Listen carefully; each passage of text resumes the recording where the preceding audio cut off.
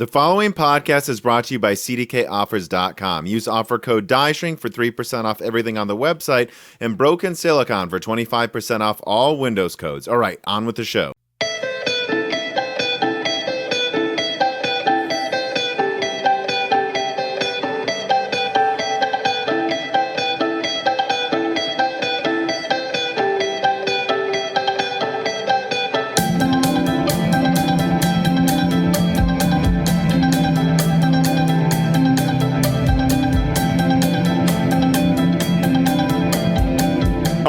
And welcome to Broken Silicon, a gaming hardware podcast. Today, I am joined by a guest I'm pretty excited about, although I don't think it's our typical fare, but it's certainly someone who's written a lot about things that run on gaming hardware. I'll let him introduce himself.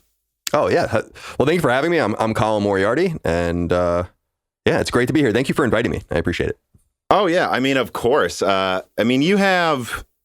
how big is your podcast? I mean, is it so it's technically the biggest PlayStation podcast, right? Is it technically the biggest gaming podcast? Or no, I don't know that we're the biggest gaming podcast. We are the biggest gaming media or like gaming podcast Patreon in the world though.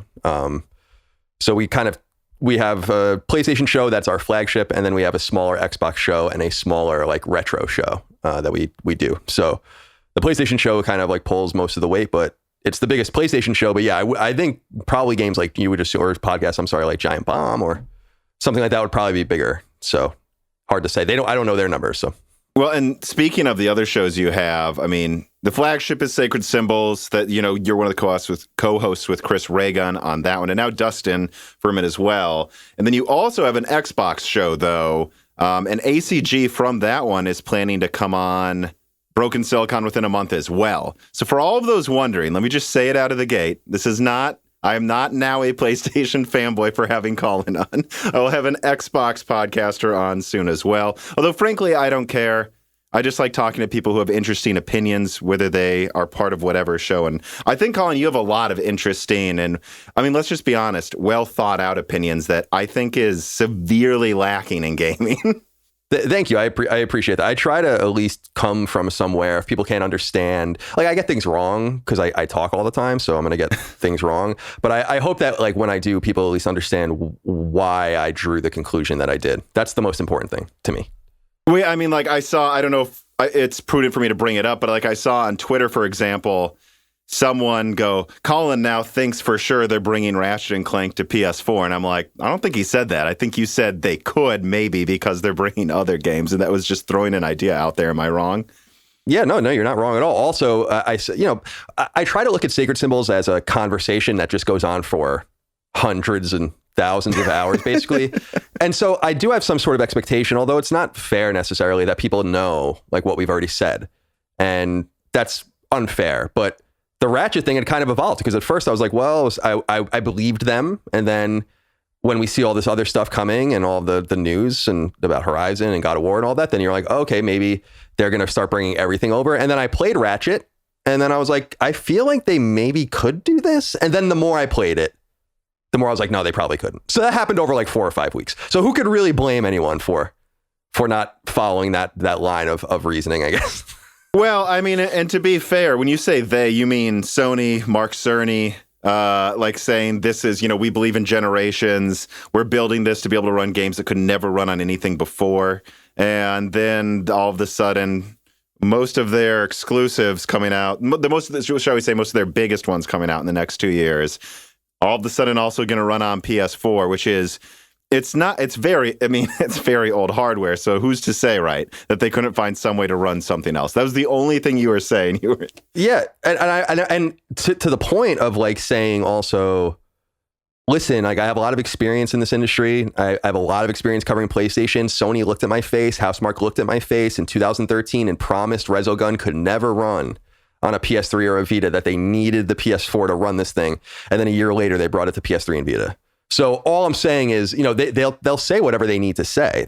I'm not saying they're liars, but they'll say whatever they need to say. And sometimes these plans change too. I'm the one who told the internet that Horizon 2 was coming to PS4, and I'm the one who told everyone that it was a PS4 game first. Right. So it's stupid to be mad about that. I agree. Horizon is no surprise to me that that's on PS4.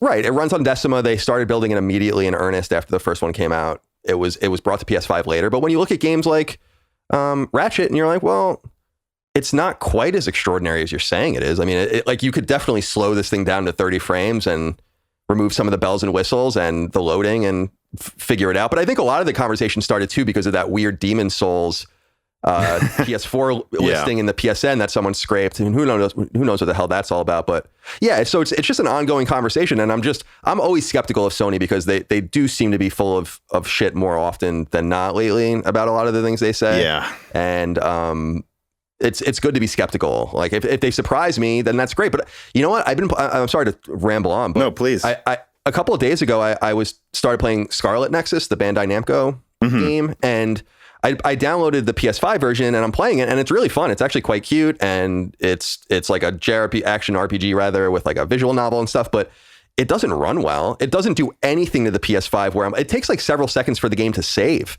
And you start wondering like, what is going on here? Does anyone seem to Sony can't even get their early partners to seem to use this machine in a way. I mean, this game looks like it could run on PS3. Like when you look at the games like The Last of Us. So I'm always wondering, like where everyone's head's at with the hardware thing, because I always seem so bullish that I want them to make new things. Well, only. And I was, and I'm glad that, I mean, you say rambling, but I think that was actually the perfect intro for having you on, because one reason that I enjoy listening to Sacred Symbols from time to time is that it doesn't even really feel like I think when someone hears PlayStation podcast or Xbox podcast, it's time to just get out the pom-poms and be a cheerleader for 2 hours. And frankly, that's not just stupid, that's boring. That is a boring podcast to listen to. I would assume, and you tell me if I'm wrong, that some of the people that give you the most guff online are actually the bigger PlayStation fanboys, because I find fanboys, they'll like you if they like PlayStation a little. But if they like PlayStation like it's a religion, they probably hate you, because no one's more critical about PlayStation than the guy hosting one of the biggest PlayStation podcasts, as it turns out, right? It feels just like a good gaming podcast. Yeah, thank you. I feel like we owe some sort of candor and honesty to the audience. Actually, that's all we really owe to them.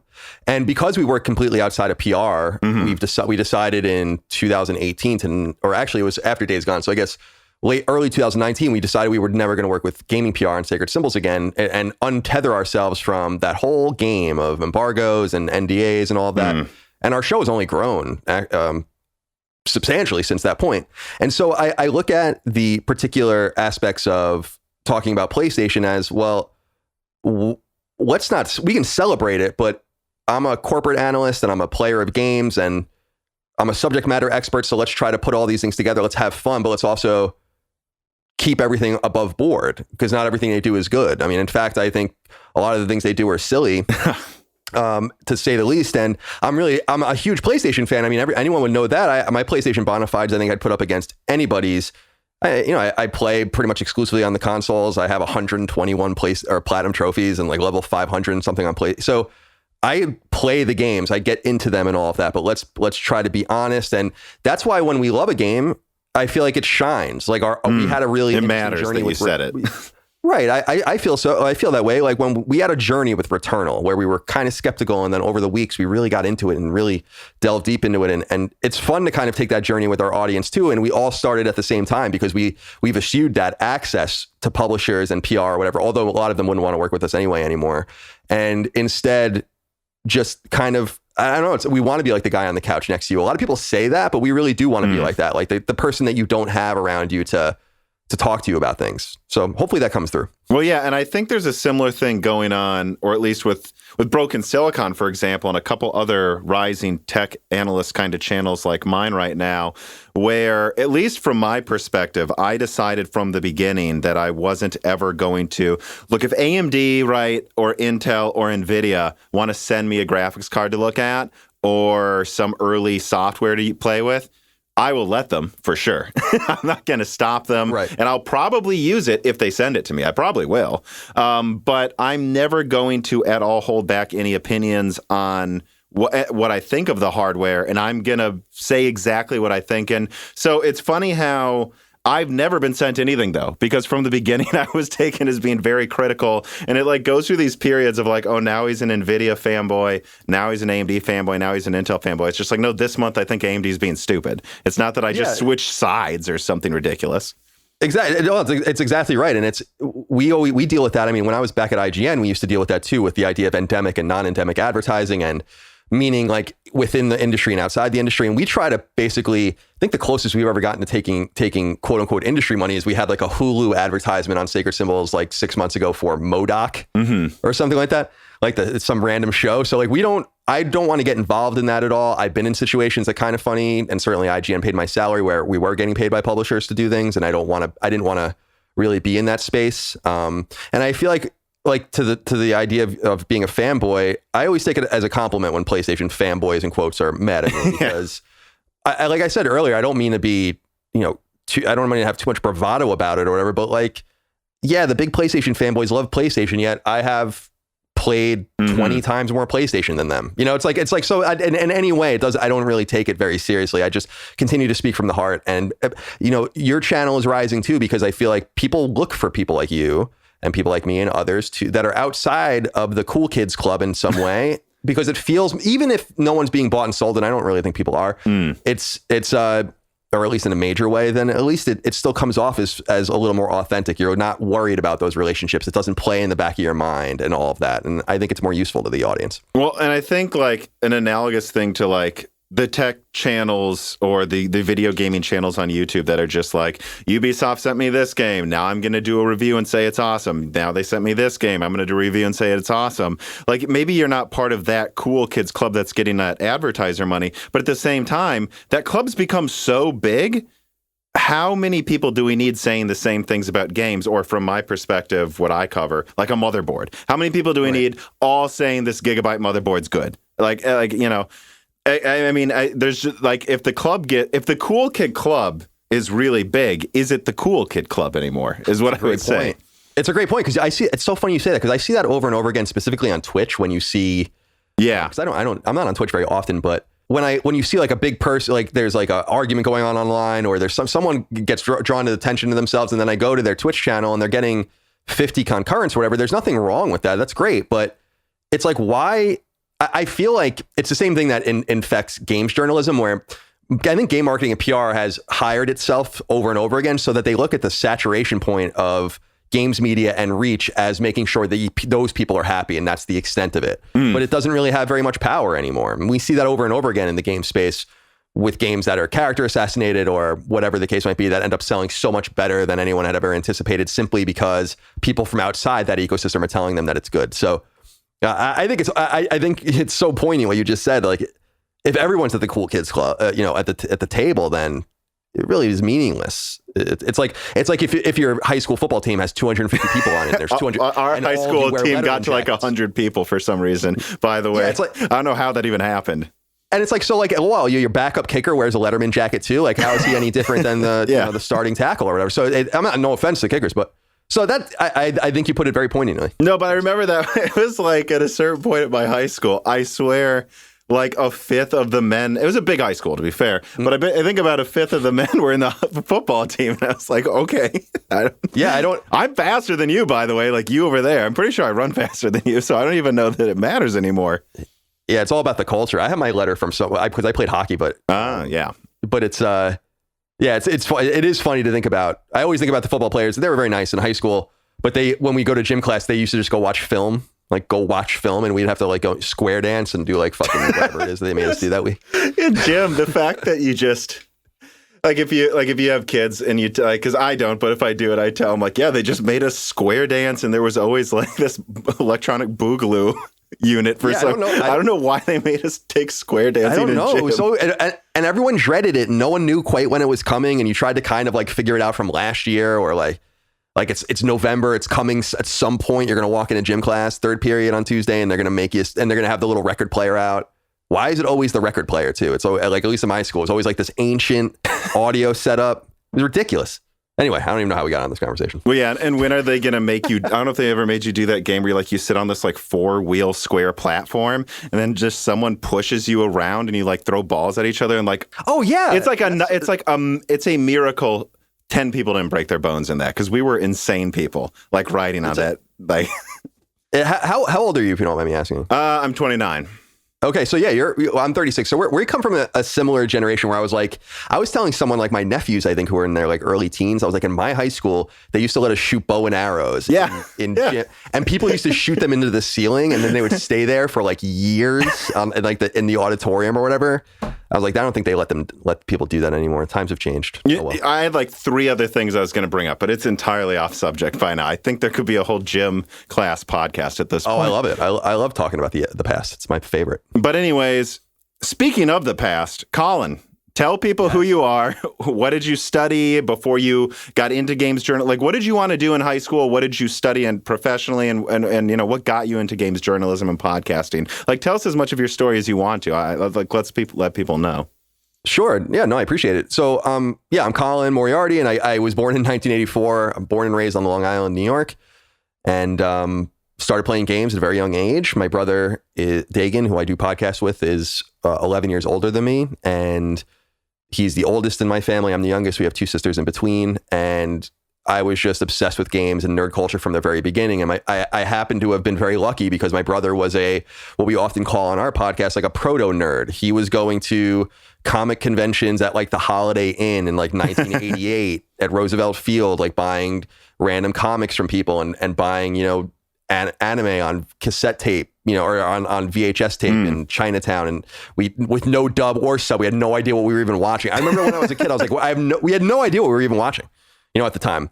And it was just a really cool and unique thing. And I always talk about getting into role-playing games specifically because I used to sneak into my brother's room after my parents went to bed and I'd watch him play, Final Fantasy IV or 2 at the time or whatever the case might be. So I came up with that, but I have this parallel love of politics and history. And I went to Northeastern University for American history and graduated in 2007. And then I had actually gotten into grad school and was going to go on I was going to be a professor.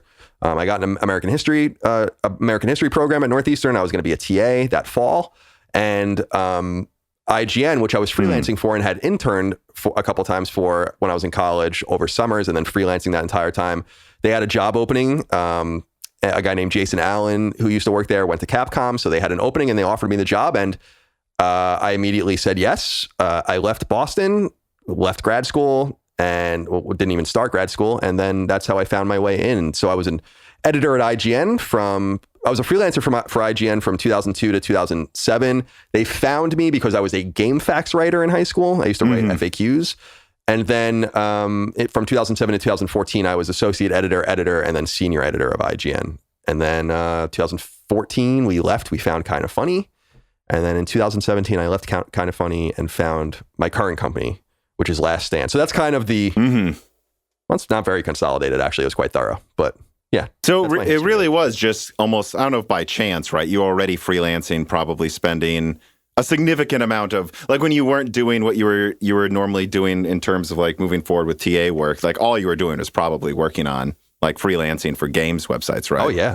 Oh yeah. I in college, I freelanced full-time for IGN. Basically, I was a strategy guides writer and then later wrote reviews and all this other stuff. I did a lot of database work. So I was making quite a bit of money, actually.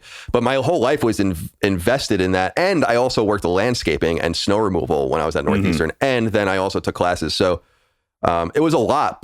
And it's funny because when I was 19, they actually did offer me a job to be the associate editor of IGN GameCube at the time. Oh, this was off of my first internship in 2004 when I was about to go back to college, and I decided to just go back to college and finish. And I think I made the right choice. But at that moment, I kind of accepted. I'm like, I don't think it's going to happen for me again. Like everyone kind of gets their chance. And so I was really happy to just be like, I'm a freelancer. I love video games. I really love American history. I intern at the Massachusetts Historical Society. I do this, that, and the other thing. And then out of nowhere, like a meteor just fell into my lap. And it was through years of hard work. Obviously, it's, as far as I know, the only job IGN's ever had in the editorial staff where they never even went public with it, which is a great honor for me. And it came, I think, at a time when I was least expecting it. I think sometimes those things just happen. I was just, I was very content with my life at that time. In fact, I was living like at my friend Pablo's apartment in Boston. He had like this staircase that went upstairs. I was paying $150 to literally have a cot underneath the staircase, almost like Harry Potter style. And I would just like, I was just smoking weed all the time. And I mean, nothing's really changed there, I guess, but like just, you know, and reading and playing games and hanging out with my friends. And it was a great time. And then it just happened. So it was really awesome. And looking back on it, I just can't believe that it happened. But once they opened the door for me, I kicked it down, you know, ninja style. Yeah. Which you are a ninja, you know, so. Thank you. I try. Yeah. But yeah, it's funny too, because like when I went to college for mechanical engineering, and when where did you go? Michigan Tech. So in the UP cool. above Wisconsin, walking to class. I actually have, you probably find this interesting. I have a 1970s legit era Soviet Union officer jacket. Like, that's awesome. Like, it's legit. Like, it says "Made in Moscow" on the buttons. And it was like my mom wanted to get me a coat for Christmas when I was in college. All of my electives were history classes too, by the way, and politics classes. Like, that's all Excellent. I studied outside of mechanical engineering. And she's like, "What? You should get a new coat. What do you want?" And I'm like, "Well, can you give me a Soviet Union jacket?" And so I was this dork walking to class in that. I actually do remember I had one friend who said he just randomly told me once, "Hey, I fucking hate your jacket." And he's like, "Why?" Because that's what the people wore who kept my grandpa in a prison during World War II. Did it have like a hammer and sickle on it? Yes, it had the hammer and sickles on the buttons. Yeah, no, it was very, very thick. Although I'm jealous. I would love something like that. That's awesome. Yeah, so I mean, but you know, I got offered a job at General Motors. I actually got into, I've said this multiple times before. I got into mechanical engineering to design guns. Found that the places where you go to design guns are typically not in the cities I wanted to live in. And so then I got offered a job at General Motors. And then by accident, I was offered a job back in Illinois, which let me work remote. And then working remote is what got me into having even the ability, right, to start a YouTube channel and all of that. Yeah. So there's like an entirely different branching path I could go. I could have been like some rifle designer in Florida, or I could have been some guy designing cars in Detroit. It's kind of crazy to think, you know, how many different paths your life could have gone. It's absolutely amazing, dude. It's like there's all these, and I really feel like if people think back in their life, like it's like, wow, you probably have like a couple dozen true inflection points where it's like, wow, this could have been truly one way or the other for you. And those over and over again, it creates all these fascinating permutations to think about where you could have been. I love that kind of stuff. Yeah. So bringing it back to IGN, I mean, you've kind of been out of the more mainstream games journalist track for a bit now, it seems. But yeah, definitely. From your perspective, from what you can tell, like what is the difference between covering games in, say, 2005 and covering games, you know, I mean, what now? Not 15, 16 years later in 2021. Sure. Yeah, a lot's changed. I mean, a lot has changed. I think in some way, coverage has matured. If you go back and read IGN, we used to have like IGN babes, like actually pretty unimaginable things. Nothing bad. I mean, I don't think it's anything bad, right? But it's just weird. It's like, wow, we used to send like a photographer to E3 and just to take pictures of hot booth babes and stuff. And that was like some of our biggest content at E3. So yeah. I feel like in some way it's cool that we've gotten rid of that. And we've gone towards them, although there's a place for that, sure. But we've gone to, or we had gone to a more respected, byline-driven sort of journalism. I mean, one of the important... wouldn't you say, though, then, right? Like, and I remember seeing that type of stuff and being like, all right, I mean, isn't it hard to take, like, this deep dive on Naughty Dog's history seriously if right next to it is just, here's these women in bikinis?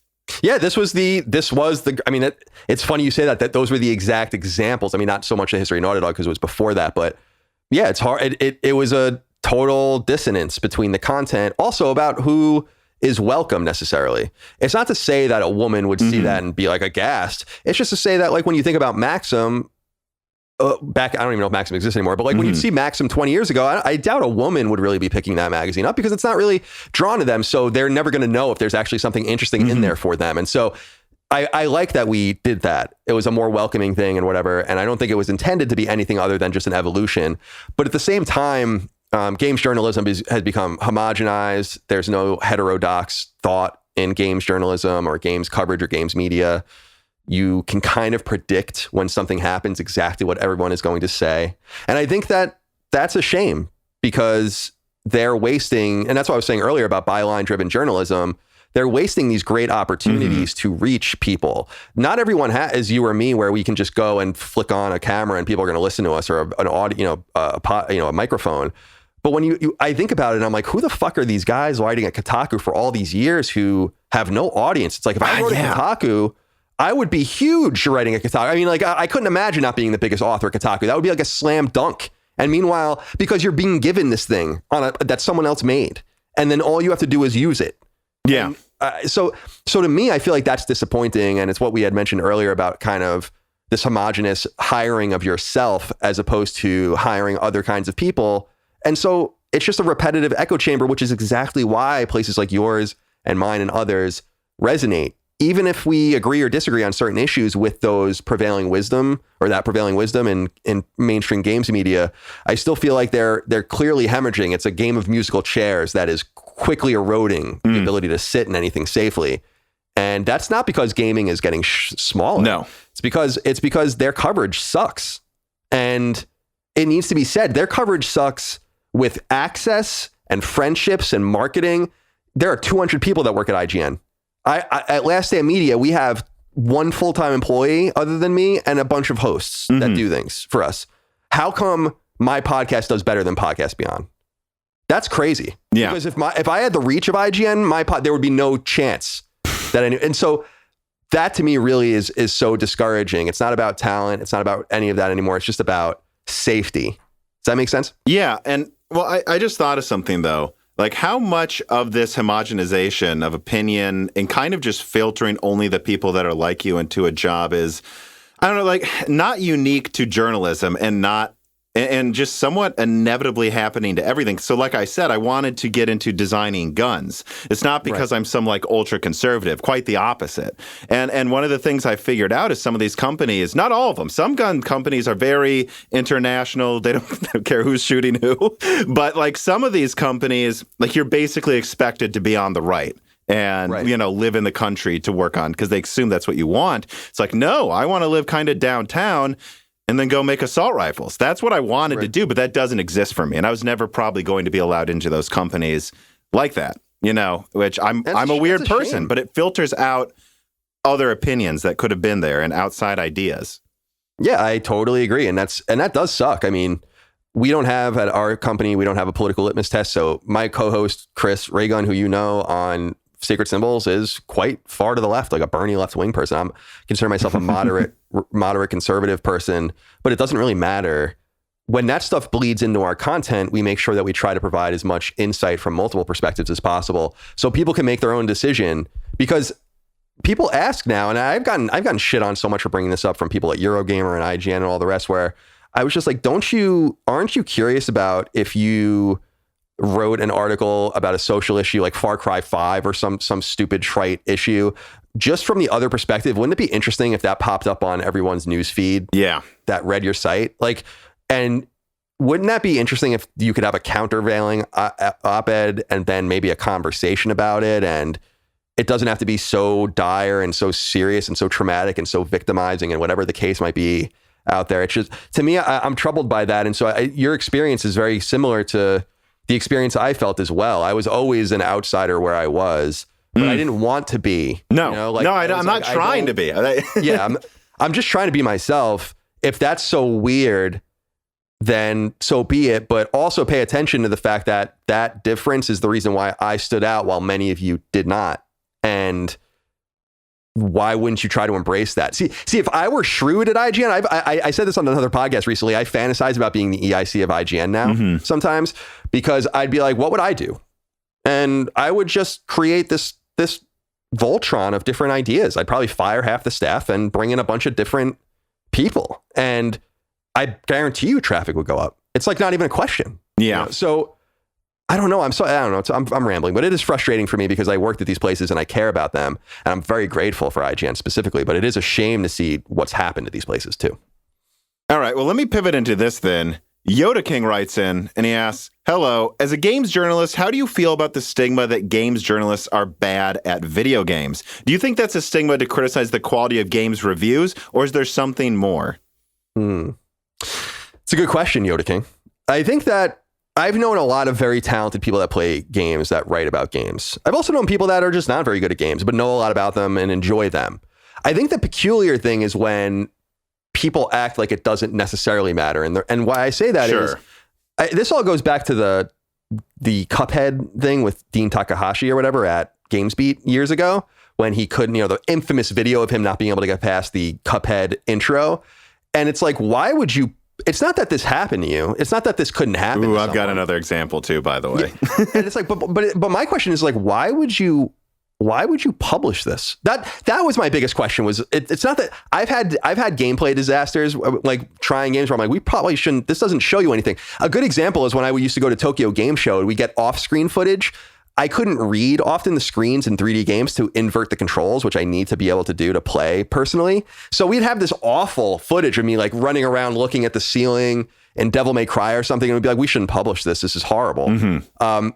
It happened, but so that's the confusing thing, to almost be like, why don't you feel like it matters? Because it makes you look bad when you act like it doesn't matter that you don't know how to play a 2D platformer. It's just strange to me. So I don't think it doesn't come out of nowhere, but I also don't know that it really matters very much. I often say on my show, as you probably know, my skills are atrophying. Yeah, mine are a little too. The more I work, the less good at games. I was so good at video games in college. Like, just ridiculously good. Like, just racking up kill streaks and like massive online servers and stuff. But like, I've definitely noticed I'm not as good anymore. Dude, it took me 60 hours to beat Returnal. I mean, other people were beating it in like a weekend. It took me literally 60 hours, so like of consistent and concerted effort. And I agree with you. When I was young, I was great. So I think these things happen. I don't think we have to look at it just through that lens. I'm more curious about what people know about games. That's the thing I'm like way more concerned about. Like you read a lot of writing where you're like, you don't even know anything about this, or you have no idea why this is significant because of things that have happened in the past. I wish there were more studied games journalists as opposed to more talented at games journalists. Yeah. I take the former. Actually, I do want to bring this up because this will give you an idea of what I mean. Like, I platinumed Killzone 2. And it's a hard one. The last boss in that game is hard on easy, actually. But that was hard. And then you also have to beat you have to beat this crazy hard difficulty mode. You have to also beat the campaign without dying once. And then you also have to get a trophy that requires you, I believe, to be in the top 1% of players that week. Meaning you have to be so good that you're getting more scores per minute for an entire week than anyone else. And somehow I found the time to do that. Like, I don't even know like what was wrong with me back then. That's intense. Like, I actually kind of stopped trying to get achievements after that. I was like, I've proved I can do this. Dude, I got to say, because I've been into trophies since they came to PlayStation in 2008. And they used to be so much harder. Back in the day, like just absolutely. When you look at Resistance 2, for instance, which was 10,000. I got that one too. That's I tried to do it just too late. Like, I was just like, I can't grind this out so slowly. You need an elephant one bite at a time. Before school, I would play for 10 minutes, one team deathmatch or two before I went to school every day for over a year. And that's what my plan was. That's exactly the way to do it. I was a psychopath. Like, why did I do that? Like, but I cared so much. Like, I actually mapped out how I would solve this problem. But yeah, I mean, going back to journalists, I think the thing about games journalists being good at games is, at first, I get the idea or the knee-jerk reaction to go, why does it matter? Not everyone's good at games. This is my opinion. My opinion matters just as much as someone that's good at games. But I also think what you were touching on is like, if it doesn't matter how good you are at the game, what could matter more? Like, that'd be like someone not knowing how to play football that's just going to start writing about football. As like, that doesn't make any sense. And so I'm starting to lean more towards no, not everyone has to be able to do every job. I expect you to be good at games if you're going to play this game. Like, at least at average level. I mean, come on. Yeah, like some sort of competency is, I think, important, because it reminds me, like, I don't drive. I have a real fear of driving cars. I don't drive them. And I could know everything about, I don't know anything about cars, but I could like study and know like, this is how the engine works and was put together, and this is the specific model, and just know every intricacy. But when you put me in the driver's seat, I'm gonna be like, I don't know how to drive this thing. So it doesn't really matter. Like at the end of the day, anything I know doesn't really matter because I cannot interface with the car the way the car is meant to be interfaced with. That is relevant. And unless your thesis is that the game is really hard, and I've written a review or two from that perspective on IGN, where I was like, this game is fucking ridiculous how hard it is. And that is the thesis. Yeah. Unless that is your thesis, you really need to be able to be better at these things and stop giving people low-hanging fruit. That's the curious thing. It's like, it goes back to what I was saying about that Cuphead video. It's not that happened. It's why you published it. Yeah. You really have to ask yourself that. So, well, and this kind of then dovetails into something that a lot of my listeners are starting to notice more and more and more, and that's the criticism that a lot of tech, people who benchmark graphics cards and processors, all of that, some of them are more turning into influencers than they are actually reviewing the hardware. And I won't name the channel because I'm so over people arguing, but there's one channel where he tried to prove rendering times, between an AMD and an NVIDIA graphics card. And it turned out he didn't even install the right driver. And that's why he got the same results on everything. He wasn't even, that's what it was. He wasn't even using the GPU. He was using the processor. He didn't even tell it to use the right component. And then he's just oh, whatever. What does it matter? It's you've got 2 million subscribers. Nothing could have mattered more if you're going to put out this video into at least that there wasn't a red flag to you that this $1,000 component was performing the same as this $200 one. Come on. Yeah, it bends incredulity. And by the way, it reminds me, I'm not into the tech world too much, but it reminds me of that video. I think it was from The Verge some years ago. Oh, when that God, kid was putting together the apex of it. Yeah. Yeah. I mean, because even then I was because I watched that and I felt bad for him, but even some of the stuff I was looking at, I'm I don't know. I don't know anything. And some of this stuff was I don't know if this is true. The bracelet thing and all of that other stuff. I'm this doesn't even make any sense. But when he was wearing the anti-static bracelet wrong and stuff. So, so these things happen and, dude, he did everything wrong, by the way. He put in the RAM wrong. He got the specs of what he was building wrong. He booted it up wrong. He tested the game wrong. I'm just so you know, it was top to bottom. It was, I didn't even watch until a year after it came out. And I was oh, wow. Now I know why everyone still shares this. It took me a while to get through it because I was so watching people's commentary over it that actually know what they're talking about. And it's a similar thing where I had mentioned earlier, just knowing your history, knowing how things work, so when you put a controller in my hand, I know how the game, I know what to do. Just give me the controller. I don't need, it's when I used to do preview events and stuff at IGN. It's can you just, and people would be over your fucking shoulder and I'd be just go away. I know how to play video games. I know you're trying to get notes for your QA team and shit, but just go do it in the corner. And the biggest question about these things, what you were saying with the guy with 2 million subscribers on my side, and I'm not trying to be mean and I'm not going to say who it is either, but there's a guy who does an Xbox podcast who hosted Xbox's E3 show. Yeah. Let me repeat that. A person who does a weekly Xbox podcast was paid by Microsoft to host their E3 conference. Now, you can say that doesn't matter and he could say whatever he wants, but that's nonsense, of course. And if you want, this is, I don't want to pick on this person, but this is a person who is it seems to be more important for them to be cool in the industry and be well connected in the industry than to have an audience that you're being candid and honest with. I don't want Microsoft's money. Mm-hmm. I don't want Sony's money. So when I brought this up on another show, someone was you would host State of Play. And I'm first of all, Sony would never in a million years ask me to host State of Play. Second of all, no, I wouldn't. I've talked about deals I've turned down a million times. I turned down a $25,000 deal and I've talked about it in 2015 for Kind of Funny when Fear Access wanted me to go to Maryland to do a 5-minute video on Civilization 6. Yeah. And we were no, I'm not doing it. And then Greg ended up going because we needed the money for the company, but I didn't want any part of that. So it's not only that these people exist and everything, but it's why are they getting opportunity after opportunity to not know anything, to show the wrong things are important to them, to not really cater to their audience in such a way. It's just very confusing. So with that kid, it wasn't that PC was built wrong. It's that guy kept his job. Yeah. Because if I were at The Verge, I'd be what the fuck? It's very similar. If you can't do this, that's literally your job. Why do we have you? Not to be mean, but. Well, I think I'm going to do an interview. Do you know the name Philip Mewson by chance at all? I don't think so. He was the guy at IGN. It's Philip Mewson. He was the guy at IGN a couple of years ago that was caught for plagiarizing everyone or whatever. I know who you're talking about now. Yeah. And it's I want to interview him. He actually reached out to me, and I think I'm going to do an interview with him this summer. But the major question is, and I want to hear his piece, like, what do you have to say for yourself? But my major question is like, isn't there a point where you've crossed the line and you don't belong in this space for some reason, right? Yeah. And maybe it's like that you got something so catastrophically wrong that you've brought great embarrassment to your brand. Or maybe it's that you got caught doing something really dishonest. But it's just funny how people just float around as if none of these things have ever happened. Well, very weird. And there is actually a major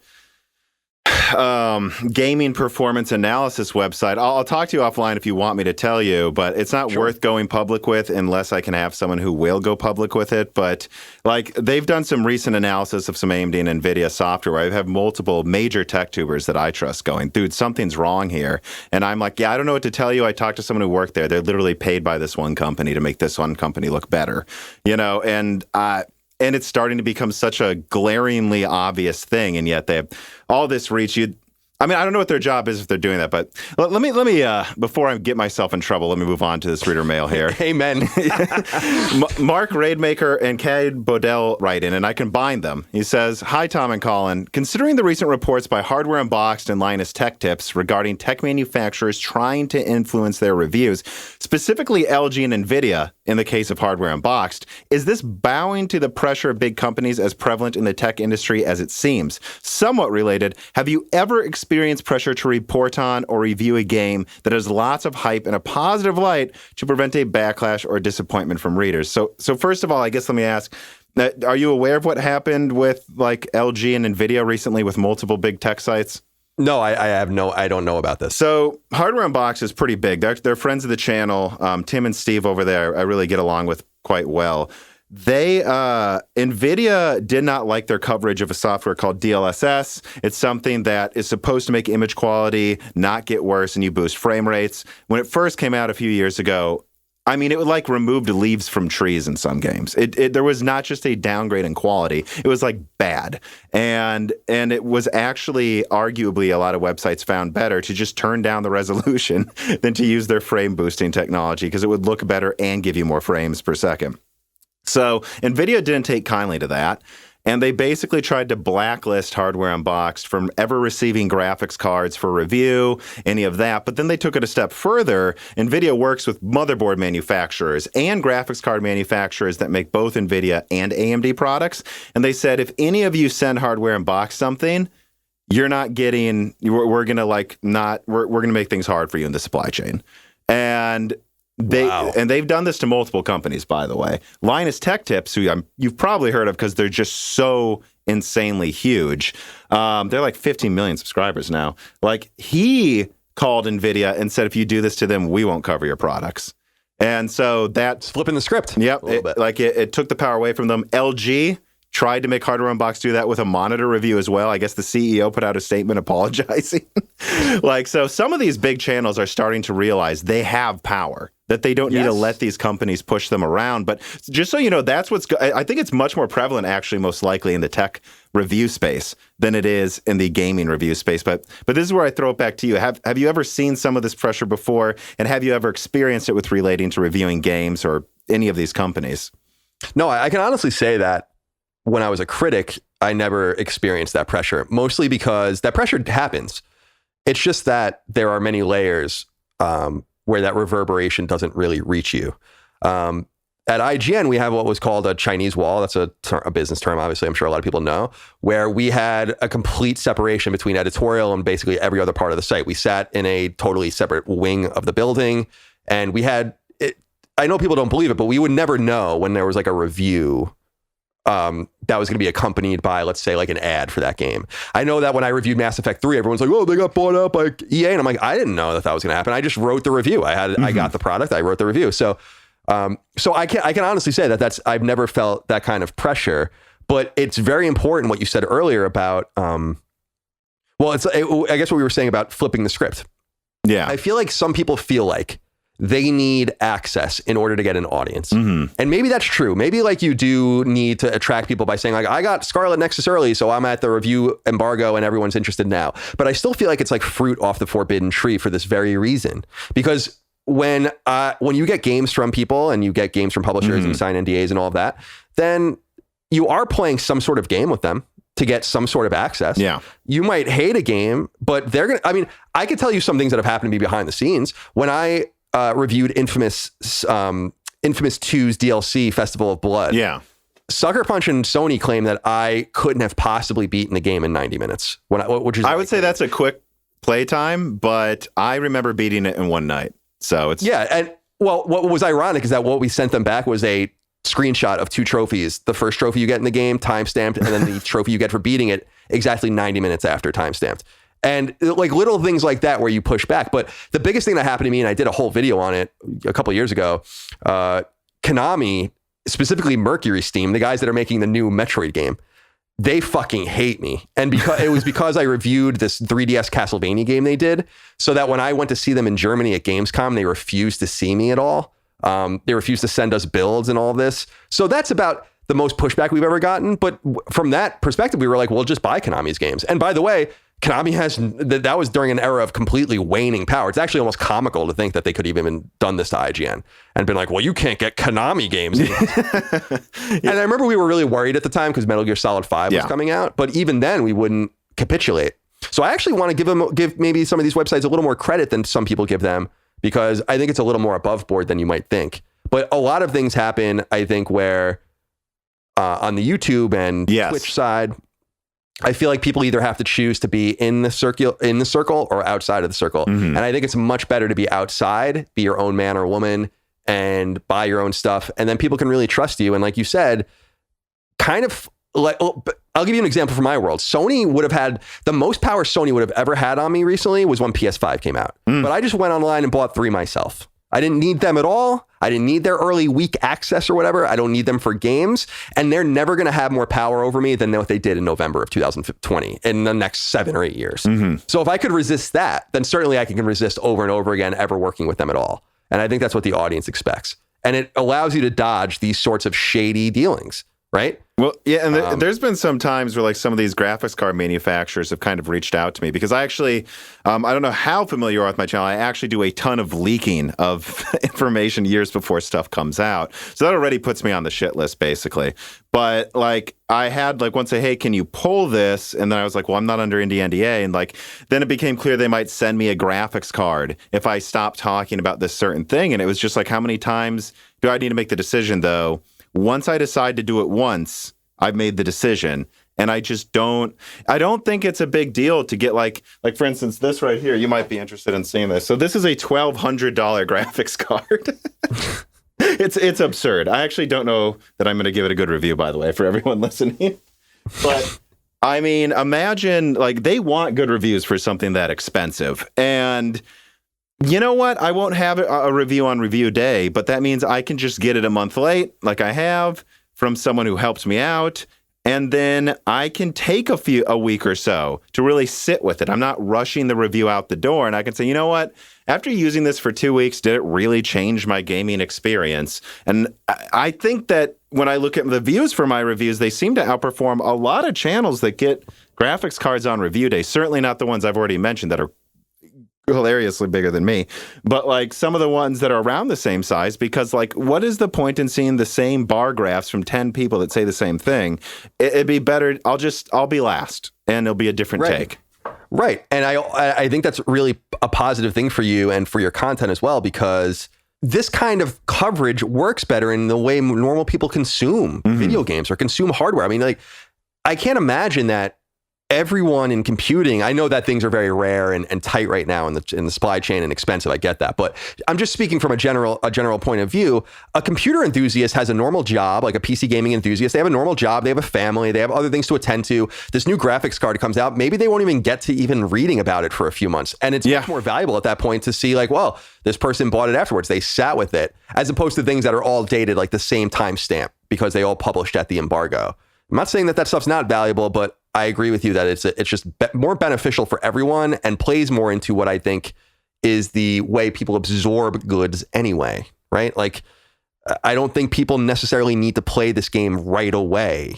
Sometimes they want to hear what you have to say first. Well, I like that you brought that up. Illyrium writes in, and he says, "Hi, Tom and Colin. More and more people are standing against purchasing a game pre-release because of the large number of games reaching their release date unpolished, buggy, and underwhelming. So I have two questions. When will studios end the crunch period that punish developers and QA testers for something that is not really their fault? Two, why isn't the gaming industry naming publishers putting a stop to bad releases and devaluing their own work? Because as things stand, I'm heavily influenced by their culture to wait for that game to reach a 50% off sale and only then reconsider a purchase." So there's kind of two things there brought up. Yeah, so they are two separate things. The first thing with crunch is crunch kind of just happens to fall on the heads of the people that are at the end of the chain, because that's the end of the line. That's when the game's coming out. So it would be very unusual for crunch to affect the writers or the designers, right? Or the systems level engineers or whatever the case might be. At that point, you're trying to just make the game look better and sharper and squash bugs. So of course that's going to happen to the people that are at the end of the chain. I think that people, and I really made this case on my podcast. I know some people really disagree. I know that Insomniac has specifically said, or at least people from Insomniac has said that, like with Ratchet and Clank, they didn't work under crunch conditions. I think some people have said that. I know people that have worked on that game that certainly did crunch on it. So that's certainly not true outside of that. But of their own volition, right? Don't put a gun up to their head. That's exactly right. Well, that's the point I was going to bring up. And I think you can agree is, or maybe you can't, but I'm sure you do as a small business owner and an entrepreneur. My days are not neat 8-hour days. When you put me at IGN and I was getting, my neat little ADP check every 2 weeks, and they took out my money for my retirement, I didn't have to worry about anything. I still wasn't working 8 hours a week because I cared about the product. I'm not saying you can't not care, but if you want to go punch a clock, I don't think video games are for you. I don't think making the video games is for you. I just don't think it works. But that goes back into the other thing that this listener had said, which is, they do need to stop devaluing their own work. I think these things go in tandem with each other. Oh, yeah. There's the rise of the mid-tier again. We have Focus Home Interactive. We have Embracer Group and all of these trying to carve out an A space again. And I think that's really awesome. But Sean Layden at Sony, when he had left, had kind of said, games are becoming too expensive and they're becoming too long. And this is creating some sort of really catastrophic delta on the chart where they're becoming too expensive and too long. They're not becoming too expensive, but not long enough or whatever.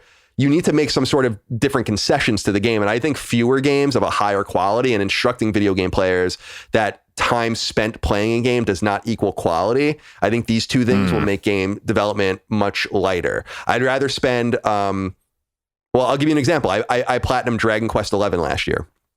I really like traditional role-playing games. It took me about 120 hours or something. You could have cut that game in half. I mean, why is it so long? Why does it have to be so long? And if you make that decision, does it affect the player? I don't think so, because when you look at the trophies and you realize only 10% of your player base even beat the game, right? So you have to take all these different data points and figure out how to make it more sustainable to create games, how to make it more fair. And also, I think, to educate players so that this person is saying they wait. Well, why wouldn't you wait? The only publisher that has instructed you explicitly that their games will not fall in value ever is Nintendo. So that's the only company where you're like, well, you might as well buy it now, because if you wait 2 years to buy Pokemon, you'll just have played a $60 Pokemon 2 years later. As opposed to The Last of Us, you're not going to ever find a copy of The Last of Us for $60 or $40 or $20, right? So I think all of these things are important, and they have to come together to create some sort of new alchemy that gives us the games that we expect at the prices that we expect. But I am also concerned about this mentality that we're going to keep paying less and less for video games, because this is countervailing against the increasing price in games. But it's incumbent on the publishers to convince us that those games are worth it. Until they do that, then I would expect plenty of skepticism. And by the way, I mean, what was the most anticipated game of the last year or two, which was Cyberpunk? I was going to bring it up. Let's just bring that up to give my opinion, right? Because please do. That's the perfect example. It's funny how, I don't know, I'll be honest, I'll say it up front. I wasn't hyped for the game. I don't really get hyped for any game until it's out now. I'll be honest, the only game that will get me hyped at this point is a new Metal Gear Solid, or like the remake. There's very few games now where I'm truly excited before they come out. Probably Grand Theft Auto 6 would as well. Like there's very, very, I guess Mountain Blade Bannerlord did. I was very hyped for that game. But I knew these are all studios that I know what I'm going to get. Like they've never ever really screwed up. Like I know what I'm going to get from them. Like when's the Rockstar's track record is absurd. So that's why every other game, doesn't matter how big it is, what game they have made in the past. I mean, you can make something like Spyro and Resistance, and then you can also go make. I mean, what was it? What was it called? Fuse? I don't even remember what that game was. Oh yeah, Fuse. Yeah, Fuse. They made that with EA. It was originally called Overstrike, right? Which you may remember. Right. So it's like you never know for sure. And when it came to Cyberpunk, I was like, it looks like a bigger Deus Ex to me. If it's good, I'll get it. And right before it came out, I was like, oh my God, I get the feeling this is going to be a disaster, because every piece of gameplay I saw was the same car chase scene, like the same bar scene. I'm like, supposedly this is a huge open world game, and every trailer shows the same 5 faces talking to the character. Like, what's going on? Dude, there were cat. I haven't played. I'm with you where I'm like, I'm not, I'll play it when I play it. I'm not going to do that or whatever. And I often buy games at launch just because I do well and I want to support the developers, right? So yeah. I'm going to really spend time with your game. I'll pay you now and I'll play it later. I do that all the time. Starting to more and more do that as well. As I get older, have more savings, it's less penny pinching. It's like, let me support them, you know? Right, exactly. Like if you're in a position, it's just doing unto others and kind of paying it forward. You know, I pirated games when I was in high school. I used emulators, you know, in the 90s and stuff. And I had an emulator on my PSP for the NES. Like I was such a good kid in high school, by the way. I chastised my friends for illegally downloading music. Now you have to, though, if you want some of it. I went to Northeastern where downloading music was invented with Napster. So it's like these various things were like, you know, you're an adult, you have money, let's do it the right way now. Let's do, you know, I'm not one of those guys that like, you know, feigns ignorance, like, oh, I definitely didn't have a modified PS1. No, definitely not. I definitely didn't used to go to Blockbuster and rip video games. No. Yeah, my cousin had one of those. He had like 100 games in his stack. Yeah, we used to just fucking, like, it was nuts, you know, like, but that's how we did it. And that was 22 years ago. So now I'm older and I want to provide the money up front. But the only reason I say that is because with Cyberpunk, I agree with you. Something was totally wrong. And the reason that I knew something was wrong with 2 reasons. Number one, all the reviews were built off of PC builds. You knew something was wrong with the PS4 builds. And number 2, and then they didn't have the next gen versions available immediately, which they were going to. They needed another year for that. And then you had to start remembering, like, well, we've seen this before. The previous most hyped game was No Man's Sky. And who was responsible for casting that into the ecosystem and allowing everyone to bear witness to that, which was the games media. And then they did the same thing with Cyberpunk. You'll recall. I mean, I know for a fact that first E3 behind closed doors thing, I guess in 2018, I was told by multiple people, like, they saw the same, like you said, the same 8-minute footage. No one was playing it. It was running off of, you know, it was probably just a PC MP4 or whatever, and it's nuts. And so, like, why do we keep it goes back to the earlier question. We do have to hold everyone more to account. That's why I always say, like, don't pre-order games. I think that's the easiest thing we can all do, is to just not pre-order games.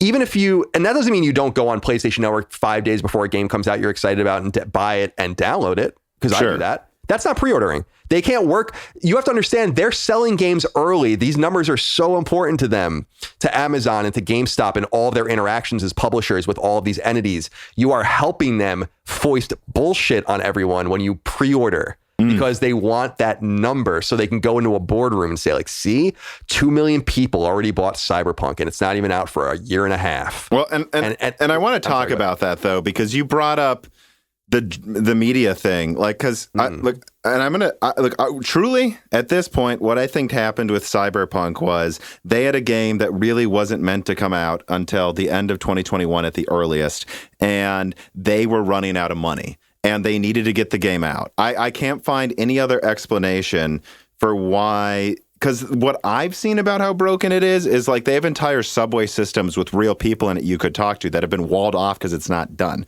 Like, I think it's clear this game was going to be bigger and have way more polish, but they needed to get it out on everything to get that money up front to keep working on it. I can't think of any other reason they would have. I mean, they sent the reviews. They said you can review the game only on PC, but not only that, you can't show footage of the game you're playing. You can only show B-roll we send you while you're talking. That's never happened with a game before. And what bothers me is not them. They're just trying to get away with it because they're a business and that's what businesses do. It's that journalists said yes. Could you imagine if like they told you that? If they said, hey, Colin, you can't show yourself playing this game, give it a review. No. Okay, 0 out of 10 instantly. There. Yeah, I mean, at the IGN I used to work at, we would have said no. We used to say no to review.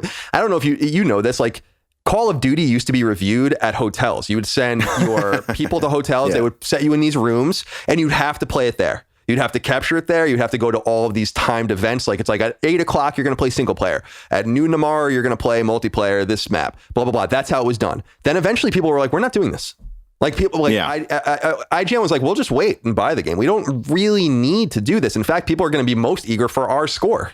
So these things started to bend and change. And that I'm so glad you brought that up because it's the journalists and the outlets that said yes. Because if someone said that to me, I'd be like, if someone said that to me, I'd be like, there is something wrong with this game, clearly.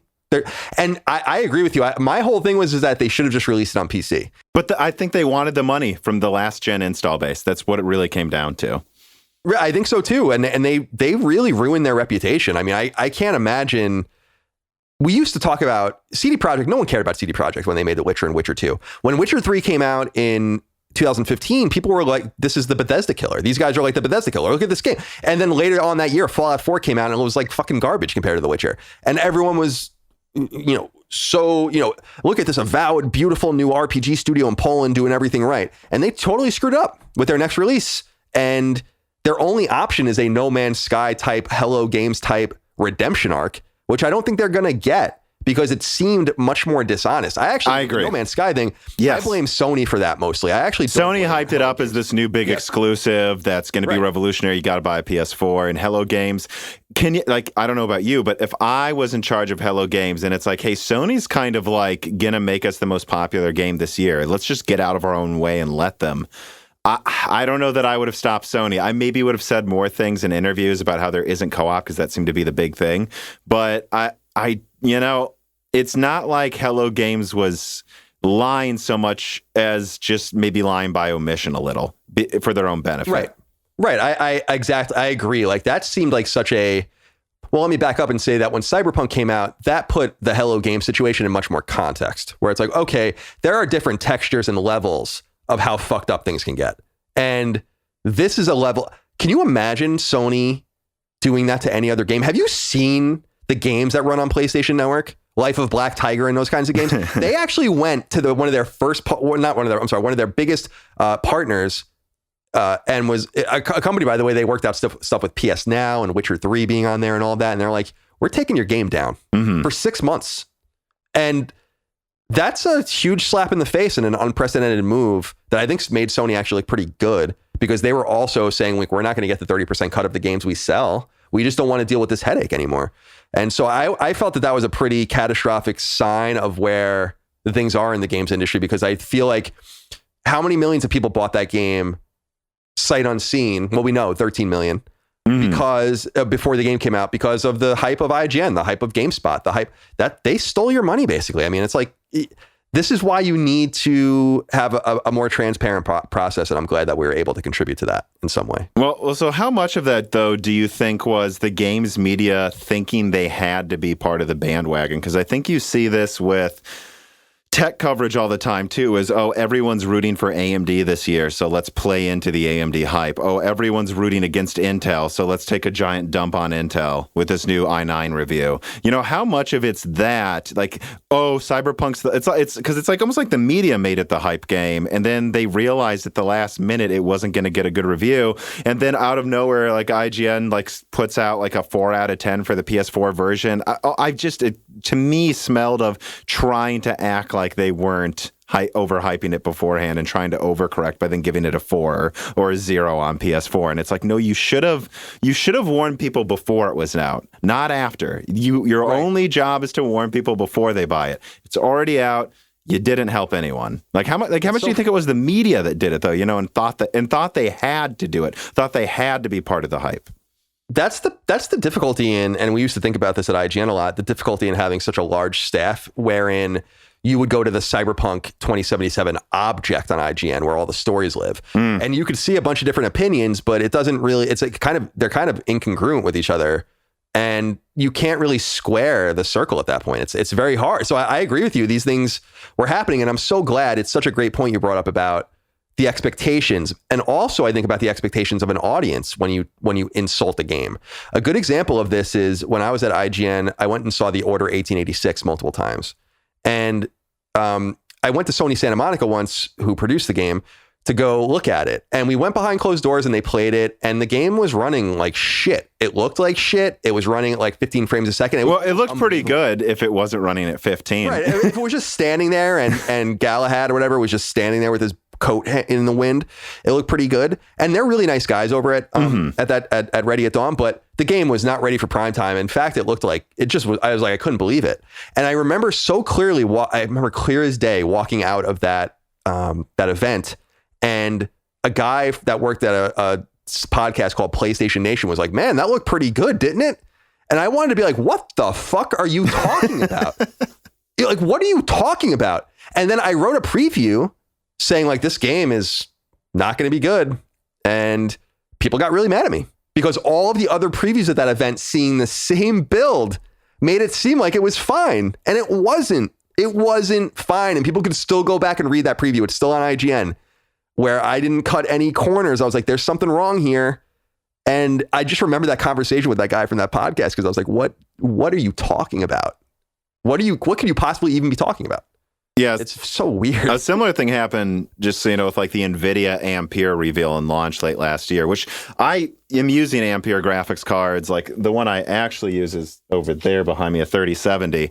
Like, so I obviously don't hate it. I use it, but I mean, like they made it out in their early marketing. We're doubling performance year over year, and and efficiency. And I like looked at the graphs and I'm like, none of this makes sense. Even their own numbers show they don't double performance. And you had websites just hyping it up and saying this is going to be worth this much. The 3090 is worth $1,500 and it's worth it for 8K gaming, which makes it's just absolutely absurd. 8K, like what are you talking about? Yeah. And it's just like, but like so many media outlets just went along with it, like said, yeah, it looks great, sure, whatever you want us to say.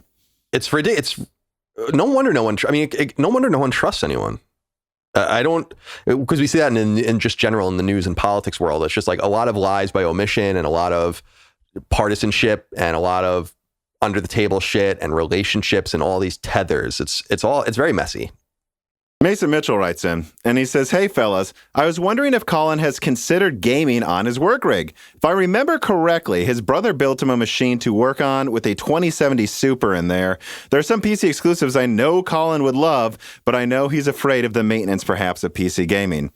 I was almost brought up, Colin, you should play Persona. Yeah, I was going to say, oh, man. Yeah, so I play, very rarely do I play PC games. I mean, I'm really into Civilization, and so that was like the game that used to just draw me to PlayStation, but that came to PS4, so that was kind of solved. Actually, Dustin, my executive producer, built me the computer. My brother wouldn't have any idea. And yeah, I have a GeForce RTX 2070, I think. Yeah, I think that's what I remember you saying. Or yeah, I think it's 2070. I don't know. But I don't really know. It's ridiculous. I mean, it's way too powerful for what I do on it. I basically just use Premiere and Illustrator and stuff on it. And but yeah, PC gaming is just not for me. It's not even so much the upkeep. It's that I'm really intent on being an expert on the platform that I cover. And that requires time. I just can't manufacture more time. So every hour that comes away from me, like every hour that I play video games that's not being played on PS4, that's not on PS5, that's not on VR, is an hour less that I can give insight on those particular products. It's not to say that I don't ever do that. When Halo comes out this fall, I'll probably play it. Mario Golf just came out, totally playing that. But generally speaking, I stay away from PC gaming, not for any other reason than I just feel like it's an opportunity cost. That's it. It's the same reason why I stay away from the Xbox. My girlfriend, who lives with me, it plays only on Xbox and Switch. The enemy's living in the house. Right, exactly. She's in the building. The killer's in the house. So yeah, I'm sorry, because I know you have such an audience that loves that kind of stuff. It's just, I used to make fun of PC gaming, like, oh, PC gaming. It's really not that complicated. It's just, we were talking beforehand, I'm also not a very technical person, so consoles are made for people like me, where I'm like, I don't know. I have no idea what the fuck you're talking. So just give me the disc, or I'll just go on the PlayStation Network and it'll just work. And now, except if it's Cyberpunk, and then it won't. Then it definitely won't work. I mean, but yeah, and I don't know how much you've seen about that. Like, I will have on like server engineers and, like people that help design the Xbox or know people who worked on the Xbox Series X chip. Like, I mean, like really technical stuff about, like I'm sure you've heard ad nauseum last year when the consoles were launching, teraflops and all of that stuff. Oh, yeah, the flops. Yeah. But no matter what platform I use for a main benchmarking station, one thing that I always know will be true is that a long-term sponsor of mine, CDK Offers, will most likely be providing the keys. CDKOffers.com is a keys website with legitimate keys that supplies PlayStation, Xbox, and Windows software keys at a reasonable price for what you're paying for. Nobody wants to overpay for anything, including over $100 for Windows. You don't need to get a legitimate professional key of Windows 10 for a reasonable price from CDKOffers.com. And make sure you use the offer code BrokenSilicon to get a big discount on Windows software, and Die Shrink to get a reasonable discount on everything on the website. Go to CDKOffers.com today and make sure they know Moore's Law is Dead sent you. How do you see PC gaming? How did you see it when you started at IGN to now? Like, what is your perception? What was your perception of hardcore PC gamers? And because I am always curious, because there seems to be this like dichotomy of games coverage. Either you're a PC gamer, and then you just seem to hype up the newest tech and graphics and not talk about the games. And then there's these, goddamn Luddites who are reviewing games at IGN half the time, and they don't even, like The Verge, he couldn't even build the PC, and he put that video out. It's like, right. You're more on the Luddite side, not that I'm trying to insult you. No, totally. That's a word I use all the time. I totally, because it's the perfect word too, because it's not that I don't even know about technology. It's like, it's not even that important to me. Right. So but how do you see PC gaming? Like, how do you think about the fact that there is seemingly this just polarization in knowledge, Sure. It's a total. I'll tell you that when I started working at IGN, the PC guys that worked there, so it was like Steve Butts and Dan Adams and a few other guys, they were like the most mysterious. They had like the most mystique. They were playing games that I've never even fucking heard of, and they were using these. And I remember when we got Crysis, which I think was in 2007, when I had first started working there, that's when people, I think, started paying much more attention to PC gaming. It was a big deal. Yeah. Right. Exactly. Because you'll remember that the conventional wisdom is always wrong in the gaming industry. I have no idea why, but PC gaming was dead. 15 years ago, PC gaming was dead. I know, that was hilarious. Done.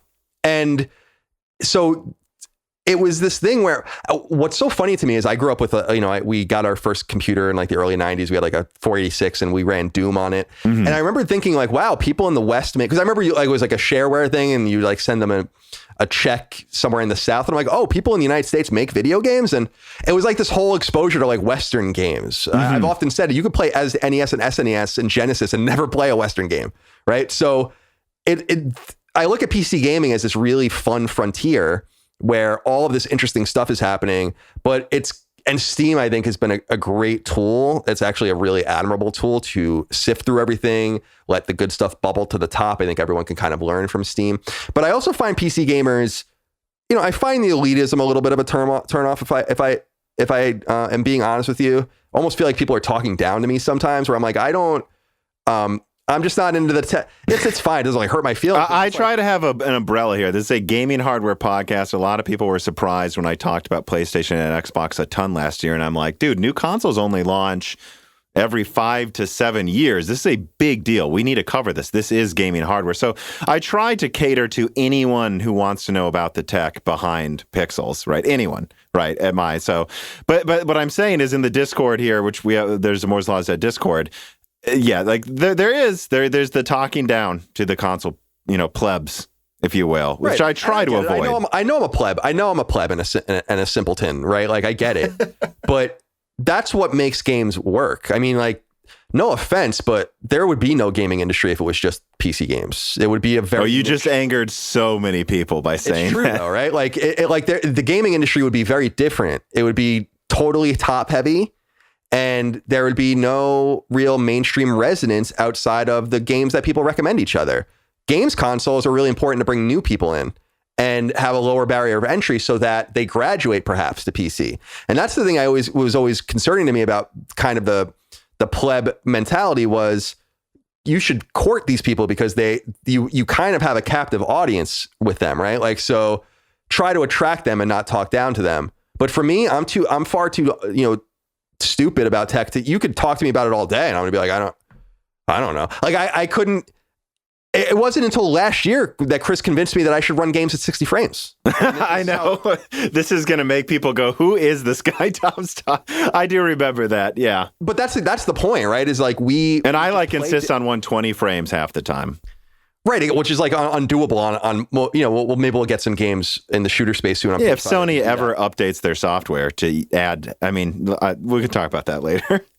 But to me, So I appreciate PC gaming, but I think that PC gaming needs to appreciate that it's the Switch and the PS4 and things like that that really drive gaming as something that then spreads out and allows these top-heavy PC games to kind of find even greater audiences.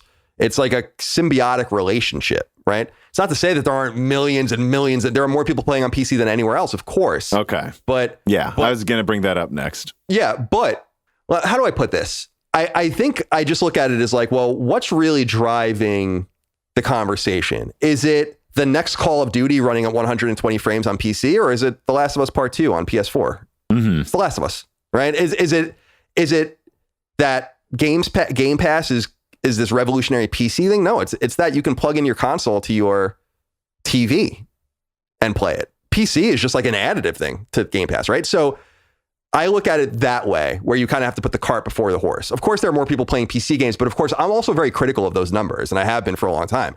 It's the same kind of numbers where they're like, there are more women playing games than there are men. It's like, that's not true. There are more people playing games than ever. It's like, yeah, if they're playing fucking Candy Crush Saga. So we also have to look through the numbers in that way as well, because I'm sure a lot of PC games being played, if you look at numbers from King or you look at numbers from whoever that have a dog in the fight, will kind of sway those numbers as well. So no offense to PC gamers, please don't yell at me.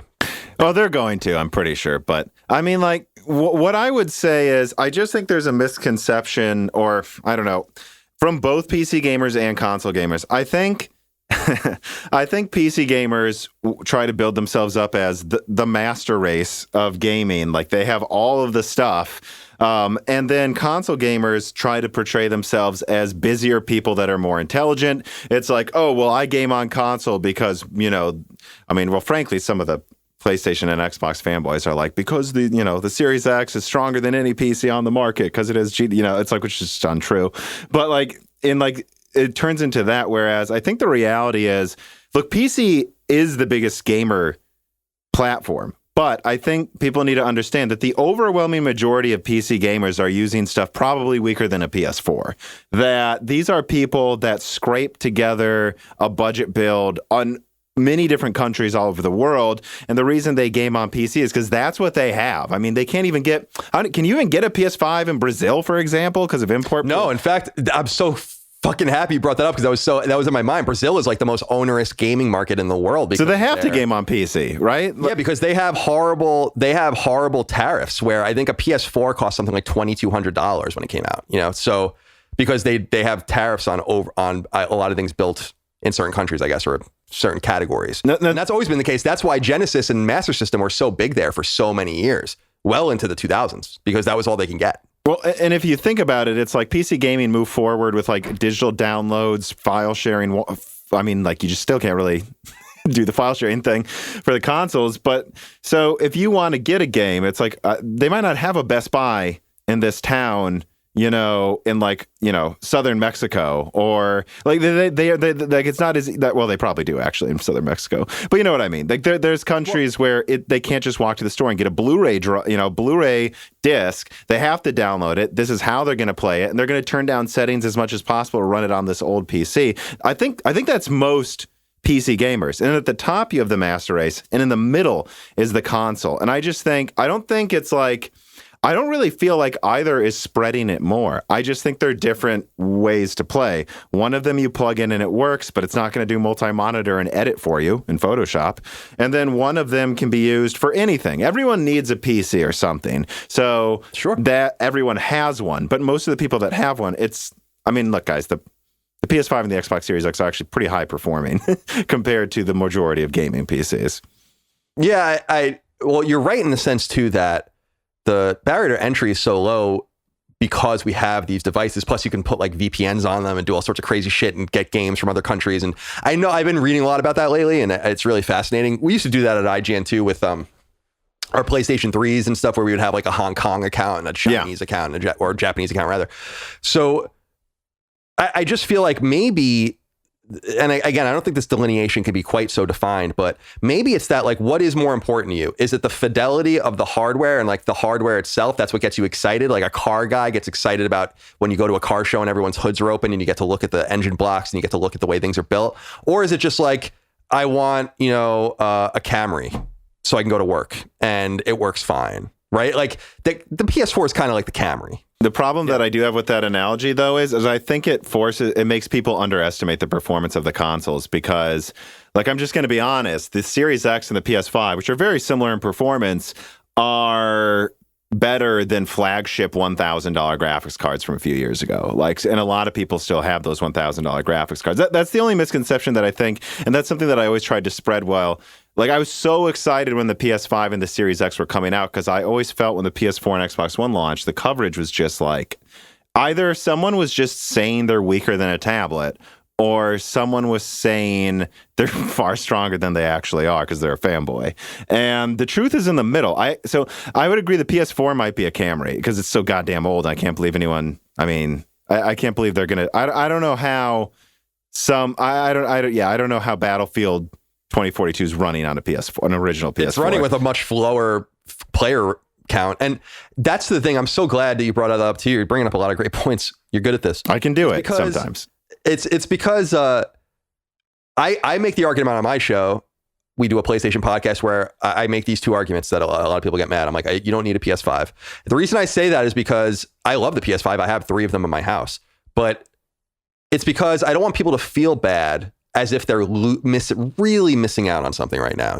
It's very cool. The haptics are cool. Some great games on it, but they're really hard to find, and you shouldn't really feel like you're missing out because everything is coming out on the new consoles, right? Like, so I say that to people, and they get a little upset about that.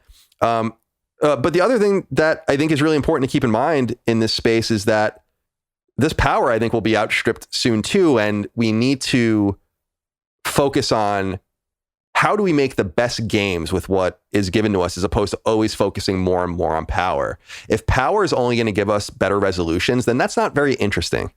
So I hope that the next generation of games give us something to think about. And people are always like, well, what is it going to be, Colin? And I'm like, well, I don't know. I have no idea. I'm not Miyamoto or someone that's going to show you how this new thing works. But I just feel like we're not utilizing the power. And that's... I don't think they are a lot of the time either. It's like when you look at Resident Evil 8 on PS5 and it loads, it doesn't have a loading screen. It is instant. And I was told by a developer that's one of the first games to actually use the I/O correctly so that it loads like 4 times faster than the Series X, just so everyone, like 4 or 5 times faster. Like it's like you fade black in for Resident Evil 8. It's very impressive on the PS5. But it is, but can't you also see the design choices they made to make it like right? But it's still being held back though, right? Because they still have to put those stupid hallways in that are useless on the PS5. And additionally, you still have these other games that you've brought up where it'll take 20 seconds to load for no reason. And it's just because they literally, I'm told they have 2 modes on the PS5 in the SDK. Like, so you can use the I/O. There's a little bit of programming required, or you can basically just run it in default PS4 loading mode with a little enhancement. It's still faster than the PS4 would do it by a large margin. But there's still like half of the games still have load times that are like on the Series X as well, not just the PS5, where you're like, you could like, you're not even making use of it. Right, and draw distances are like in Scarlet Nexus. I can't believe that there's popping. I'm like, there's no excuse for there to be popping in this game. Look at this game. It's not doing anything. I mean, we have PS5 dev kits because I co-own a developer, as you know, and we're bringing our games to PS5. But we've not really even split it open yet to understand, like, because people are asking us, well, are we going to get like haptic? Because we make arcade games, like 2D arcade games. We use Game Maker. So we don't even understand, like, can we add haptics and do all these kinds of things to our games? But I can guarantee you that they're going to be the snappiest possible iterations. Not that we're like pushing the boundaries of anything. So we're still trying to crack that open ourselves and see what we can do on the PS5. And I think the more I discover on it, the more I'm going to get mad that others, with money and means aren't, cracking it open too. Mia writes in and she asks, what can you say about the differences between development design on different platforms? For example, how different is developing for Switch versus PC versus console? Also, have you considered Proton compatibility at all when developing for PC? And if so, what did that entail? I'm going to guess the last answer. Yeah. Okay. It's like a compatibility layer to run Windows games on Linux. Okay, yeah. But so I have no idea. You're not the one programming it, but you do creatively lead some of these games at Lilymo. Have the person that you work with who does the technical stuff, like, has he mentioned anything about the difference between developing your games for, I think you have a game on Vita, PC, Xbox, and PlayStation 4? Yeah, we have games on Vita. We have games on everything, basically. Yeah. So just not the newest consoles, PS5 and Xbox Series X. The biggest difference, because we use Game Maker, which like Unity and others kind of speaks to each other nicely with the exception of the Vita iteration. So here's a funny story. We would actually, and we still do, make all of our games natively on Vita. And then we port them to everything else because Vita uses an old version of Game Maker. That's why when they canceled Vita, that's why when they canceled Vita, like Vita wasn't going to publish games anymore as of a few weeks from now. That was a big deal to us, and it sucked for us because I'm like, we've been building this game on our new game. You're probably the only person building things Vita first. Right. Like a bunch of psychos, though, but... Yeah, we all know we're completely... I mean, I have... Well, this won't be on video, but we have still our dev kits for Vita that we have to, I think, send back soon because we can't even do anything with them. And we just put a patch up for our game Habroxia 2 on Vita for the last time because we can't touch it anymore. But so I bring that up only because the biggest difference for us as a small developer is actually dealing with the hardware manufacturers. Bringing the games between them is actually quite trivial. We used to hire East Asia Soft was our old publisher, and they would bring our games to Switch and Xbox. We actually just proceeded to conclude actually a couple months ago a deal with them. We bought all of our builds back from them, so we own everything ourselves. And so now we are working with all the different publisher or manufacturers ourselves. And that's really the bit different thing, like how everyone differently certifies their game, the processes you go through in which to submit patches. That's even different, for instance, with PS4 and PS5 and Vita internally, nonetheless different for all the others. For instance, getting games on Steam is almost trivial compared to getting games on Xbox. If you publish a game on PlayStation without publishing it on Xbox, you need to often bring something to Xbox new and exclusive, or they won't even publish your game. Wait. So if you publish first on PlayStation and then you're like, hey, we're porting it to Xbox, they like try to make you add something to it, or basically like it'll be like, is there a new mode or a new something, because they're trying to bring parity. So there's all these different, and with Nintendo, you have to enter like a program where you have to sign up and pay and all this kind of stuff, and then you get like the you get your kits. You pay for all the kits. It's not really different other ways, but it's a much more regimented thing where a lot of publishing, for instance, with East Asia Soft happens on Switch because that's the hardest console to get your stuff on, generally speaking. So that we actually hired an associate producer for the first time. We have a producer, and Ben Smith, who is working on that stuff for us so that we can just worry about being creative. And he deals with all the fucking insane forms and all the shit that has to be filled out. So that's the big, so they do all have different forms and like weird ways you've got to do things. But from a technical perspective, you haven't heard him say it's really any different. No, it's from, sorry, I'm going on and on. From a technical standpoint, there is very little difference apart from sometimes, like, again, because we build the games on Vita, we have to like there's more of a tolerance on Vita for load times and all that kind of stuff. So we have to kind of get all of those out as we port the games over because sometimes we create space within the games for things to load that, what we were saying, like almost like a hallway type situation, just not really necessary in our game design now. So, and again, that was why people were making fun of us. Like, why are you building your games on Vita? And I'm like, well, we're not only building our games on Vita, we're building our game on Vita so that it runs there and then we can bring it everywhere else. Mm-hmm. And that was why Sony dropping that block on us was really tough, because we were like, man, we wasted so much time on this bootleg version of Game Maker when we could have been using like the newest version of Game Maker. Well, Sony never wanted Vita to exist. So you've had it far longer. Oh my God, I can tell you fucking a million stories about that. Yeah, they wanted it. There's actually a great story recently, I think, that The Verge published about the Vita and how it kind of went away. But they wanted when Vita got cracked open, the Vita was dead to them. Is basically the full story. Like, I heard that. When they cracked the Vita firmware open, I think it was in 2015 or so, they were like, this thing's done. Like, we can't. They were worried about being, as far as I understand, they thought it was a vector into the PlayStation Network. And you have to understand that they were horrified of what was going to happen, and that what happened in 2011 was going to happen to them again. So the Vita, they wanted to kill the Vita immediately. In fact, I can tell you that there were publishers and people that worked at Sony that used to bring Vita up at PSX or at E3 or something and used to get yelled at for bringing it up, like in interviews. That's awesome. Yeah. It's just like, I don't know, because you guys have it. Don't remind us. It's the same reason why they never brought trophies to PSP, even though they announced they were going to, is because they were afraid it was going to break. And I think that Vita just horrified them, and they could never stay ahead of the curve on keeping this thing closed down. And I actually give them a lot of credit. That's the same reason why there was a proprietary memory card, was because they were like, I didn't know that until recently either. That explains it a little bit.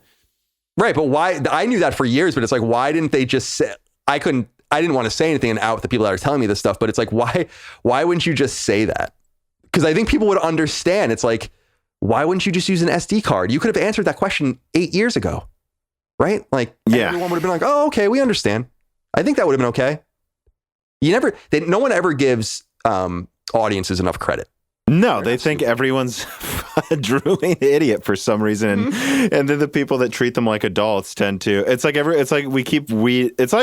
It keeps being rediscovered that people can understand you if you explain yourself. Yes, people are smarter than you think.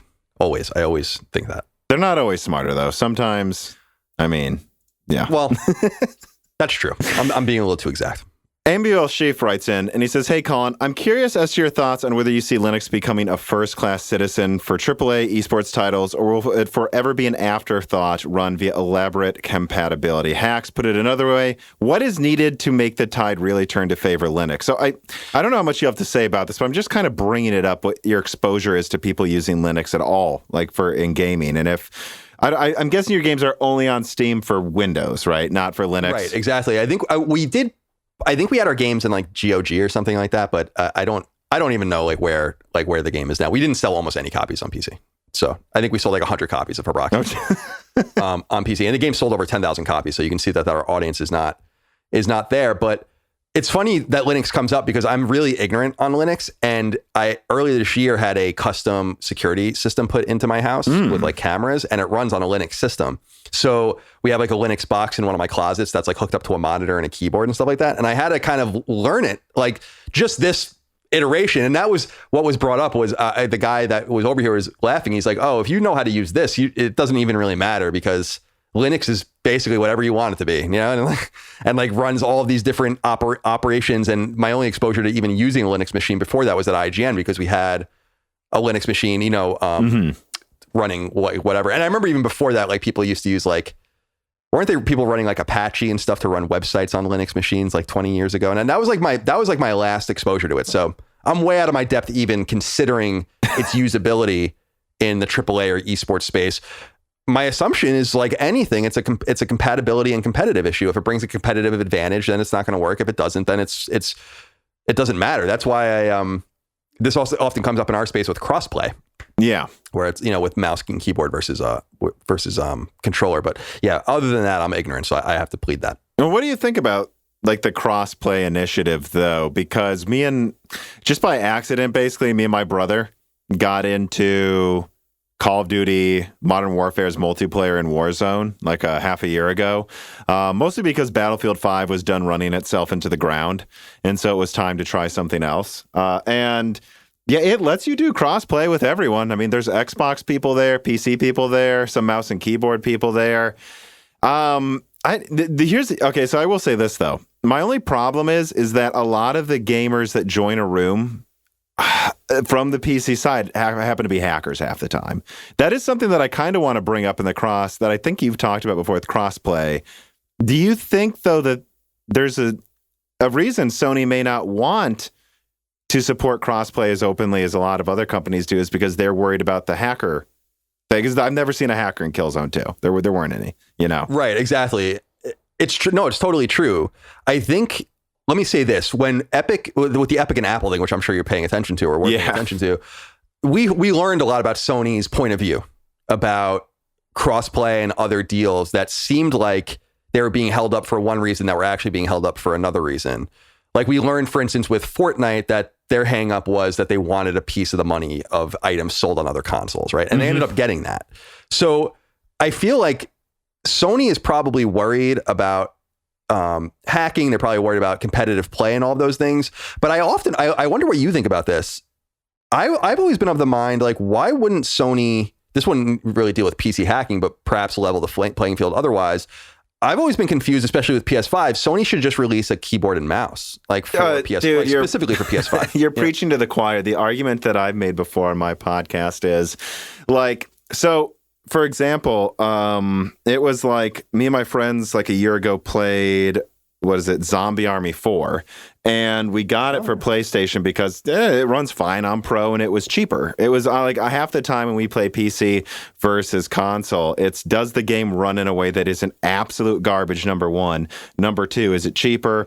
Then it's pretty easy to hop on, pull out a controller and just play quickly without having to like download it on Steam or something. Anyways, that game, I was looking through the menu, you know, what's the performance mode? What's the resolution mode? And then I saw a keyboard and mouse and I'm like, what? And I just walked over and plugged a keyboard and mouse into the was it a PS5 or was it a PS4? I don't remember. And it worked. Oh, nice. And I was just like, what? So there are more games, and then I tried it on a couple other games. I don't remember which ones, and it worked on a couple. There are more games than people realize that work with keyboard and mouse already. And but most of them don't. And what I would say is, does anyone here think they're developing a PlayStation game and there isn't some INI file in there that would enable it if they just flipped changed a 1 to a 0? For sure, every game while it was being developed, even if it's an exclusive for PlayStation, allowed the developers to use a keyboard and mouse to walk around while they were programming the game. There's no way in hell that isn't there. You know what I mean? Like sure, of course they did. So why are they walling it off? Add the support to the games. Like I totally agree. I don't understand why you wouldn't give people that option. And I feel like maybe this is going to become more potent of an argument when a lot of these second party relationships that they've developed to make what seem to be multiplayer games come to fruition that they've announced with Haven and Firewalk and all these other studios that we don't really know much about. So it might be a pressing need for them to kind of address this. And I'm kind of just confused from a hardware perspective, why you wouldn't just, people like PlayStation branded things. Yeah. So just brand a keyboard, brand a mouse, and I bet you sell a bunch of them. And then say like, oh, Call of Duty and we'll bring SOCOM back or whatever fantasy people have. And hey, you can play the keyboard and mouse and maybe it'll even matchmake based on that. Yeah. I mean, that's the kind of stuff that you would think would be obvious, but I'm sure. And you're right. I don't understand it. You know, I just don't understand it. Like there's no way it can't have it if they just change one line of code. Like there's no way they didn't develop this game and it's like, oh, I don't have a controller around. I guess I can't test this build. No, it works. I'm sure it's in every game.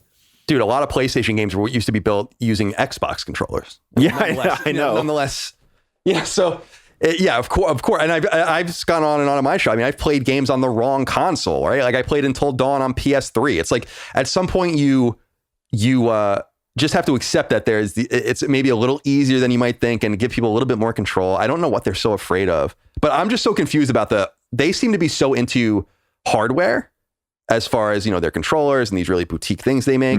Buy the wireless, the wireless headphones. Get it with your, they're trying to push that really hard.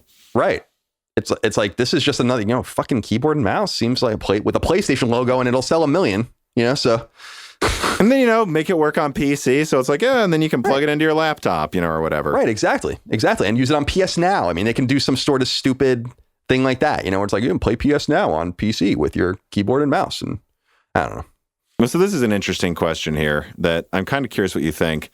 Kinahoon25 writes in, "Hey, Tom and Colin, the rumored specs of upcoming tech from Intel, NVIDIA, and AMD sound incredible. We are getting rumors that the 7900 XT from AMD is about twice as powerful as the existing 6900 XT, and CPU architectures like Zen 4 and Raptor Lake could have 24 cores and a 20% IPC increase from last gen by 2026 or 2027. This kind of performance or better should be expected on the PS6 or Xbox, or whatever Xbox wants, the Xbox, whatever they want to call it. So I say this to ask, do you see tech advancing so fast and prices of graphics cards going up so high with each generation that people who just want a game and game alone will buy a console that will cost between $500 to $700 and be done with the inflated prices of PC parts? We're already beginning to see some of that this generation. Now, before you talk, just for reference, because I know you probably don't know what half of those names are right there. No, like, not really. Basically, let's say AMD was behind NVIDIA for a long time for a while. They used to be neck and neck in the late 2000s. And in 2019 they launched a graphics card, the 5000 series, that was catching up to NVIDIA. And then last year they launched a card twice as strong as that, which we don't usually get performance jumps like that anymore. They doubled performance in 1 year, and it now ties NVIDIA. Like, I'm doing a review, it ties like that $1,200 graphics card there for less money. And I'm pretty sure, based on the people I've talked to at AMD, that their next generation could double performance again and actually take the crown from NVIDIA for the first time in a very long time. Isn't this Moore's Law? Isn't this what this is? Moore's Law is? Yeah, but it's still it's supposed to be. Original Moore's Law was like doubling transistors, and we haven't doubled transistors per year. I don't even remember what he said it originally was. It was 6 months for. We're not doubling transistors every year, and we haven't since the 90s. Yeah, so I have a more simplistic understanding of it. I mean, I want to ask you a question, because in hearing this, see, this person is saying with the inflated prices of PC parts and all that 6900 XT was $1,000. Yeah, I mean, that's insane. Yeah, but aren't you also a little surprised? I mean, maybe I'm just crazy about this, but aren't you a little surprised that the new consoles aren't modular? See, that was the whole thing. I had a video where I thought the Xbox might be able to be upgraded. I thought Xbox might do it. I didn't think Sony would. It's just, because I keep talking about it on my show, we've had modularity in the past with the N64 and the Genesis and everything, and people kind of wrap their minds around it. I don't know how much more complicated it can get than that, but I was a little surprised by that, because it seemed kind of freezing this thing in amber was a little weird at a time where power seems to be getting so extraordinary. But at the same time, it's what we were asking earlier. If you're given power but don't really even know what to do with it, then who cares? I mean, we're seeing games where it just seems like the fast loading the SSD is the big deal, or just a really steady 60 frames. I'm just kind of wondering, with games, let's say we have these really powerful components like they're saying, or like this person is saying, it's like, what do you even do with it? I don't even know. We're already in the era of photorealism. We're already in the era of all these other things. I'm confused about conversations of power for power's sake. I know this is a weird place to say that.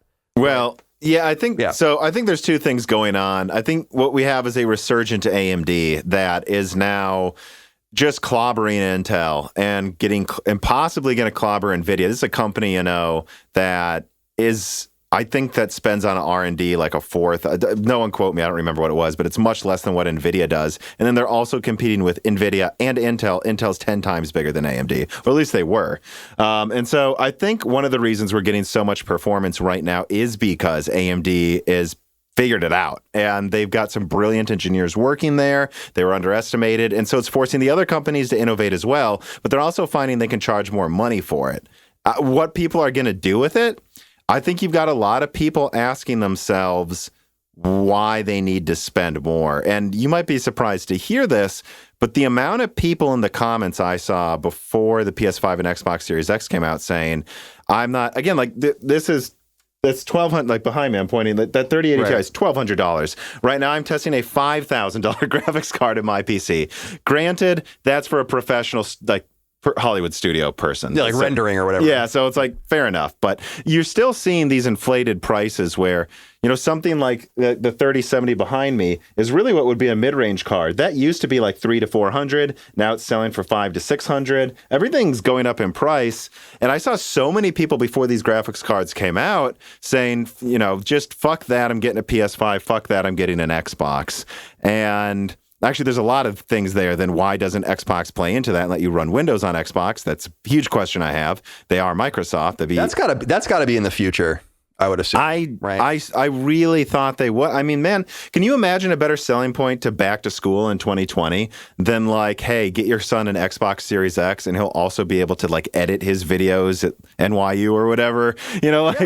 Come on. I even see like a really cute commercial in my mind where like a kid is in his bedroom on his Xbox with his keyboard and his mom keeps coming in or whatever, and he keeps pressing a button to hide his game he's playing, and it brings just up like Windows doc or whatever, and he's just writing. He's like, no, I'm writing a paper. On his TV, and then and then his mom leaves, and then God, the marketing writes itself. But are these marketing departments just inept? Like, I feel like sometimes we just come up with the most obvious. I'm getting off subject. I came up with that in 10 seconds. Yeah, exactly. It's not like I'm on Madison Avenue or something, but I just feel like I'm just confused about. Let me ask you this. Let me even back up and ask you this, because wouldn't the power be used on the cloud side and on the mass computing side, and such that people will just in other words, I'm wondering if there will even be another series of consoles, or if eventually we will get to the point where it's like, can we just have will streaming get to the place where we can just play these things in the cloud, or just do something? I wonder. I remember talking to someone. I sound like an idiot talking about this compared to you, but about this idea, I couldn't even put it into words, but I was talking about like anticipating using cloud computing to anticipate what a player might do. In other words, like you have a copy of BioShock and you heat map it over and over again, and you let computing kind of crunch the numbers so that it assumes that a player will do this next. And so it's always rendering what it thinks a player will do next based on its behavior. And so it removes this sort of latency. Like, I wonder if maybe Google tried to do that, and it doesn't work as well as PlayStation Now or xCloud. Or really anything. I mean, Stadia said they were going to do it. And of course, if you're like, if anyone can do it, Google should be able to. And I don't know. I would say yes is my short answer, but they didn't. Yeah, sure. I think it's harder than people expect. I think so too, because I think that, certainly you're just going to have, it's not going to be the same as playing on a console in front of you. I think maybe we just have to see what people's if they want to withstand that experience or not. And also, like, what games can withstand that experience? I don't think it's a big deal if you play Minecraft missing a couple of frames, but Call of Duty is not going to work.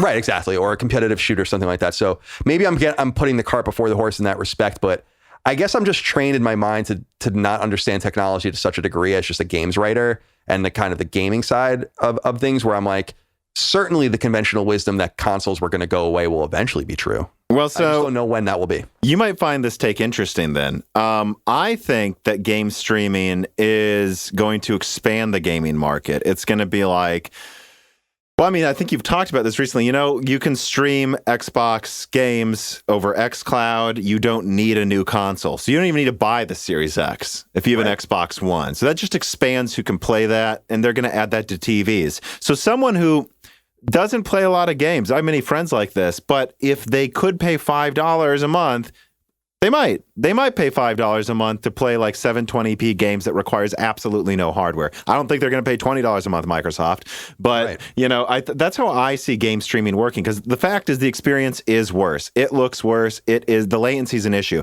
but casual gamers, it probably isn't an issue. I think Chris Reagan said that recently. He said, I'm talking about the people where when I visit their house, I have to put their TV in game mode because somehow they didn't fucking notice the 50 milliseconds of latency. That's just like you can see it moving slow. But some people don't notice that. I think that's what streaming's for. I actually am a contrarian, I feel. And I've actually gotten into debates with experts on it, that I do not think game streaming will take over enthusiast, possibly ever. And here's why. There's two reasons. Number one, I'm sorry. I can tell the difference. And maybe I'm a 120 hertz person, I'm very sensitive to latency, so whatever.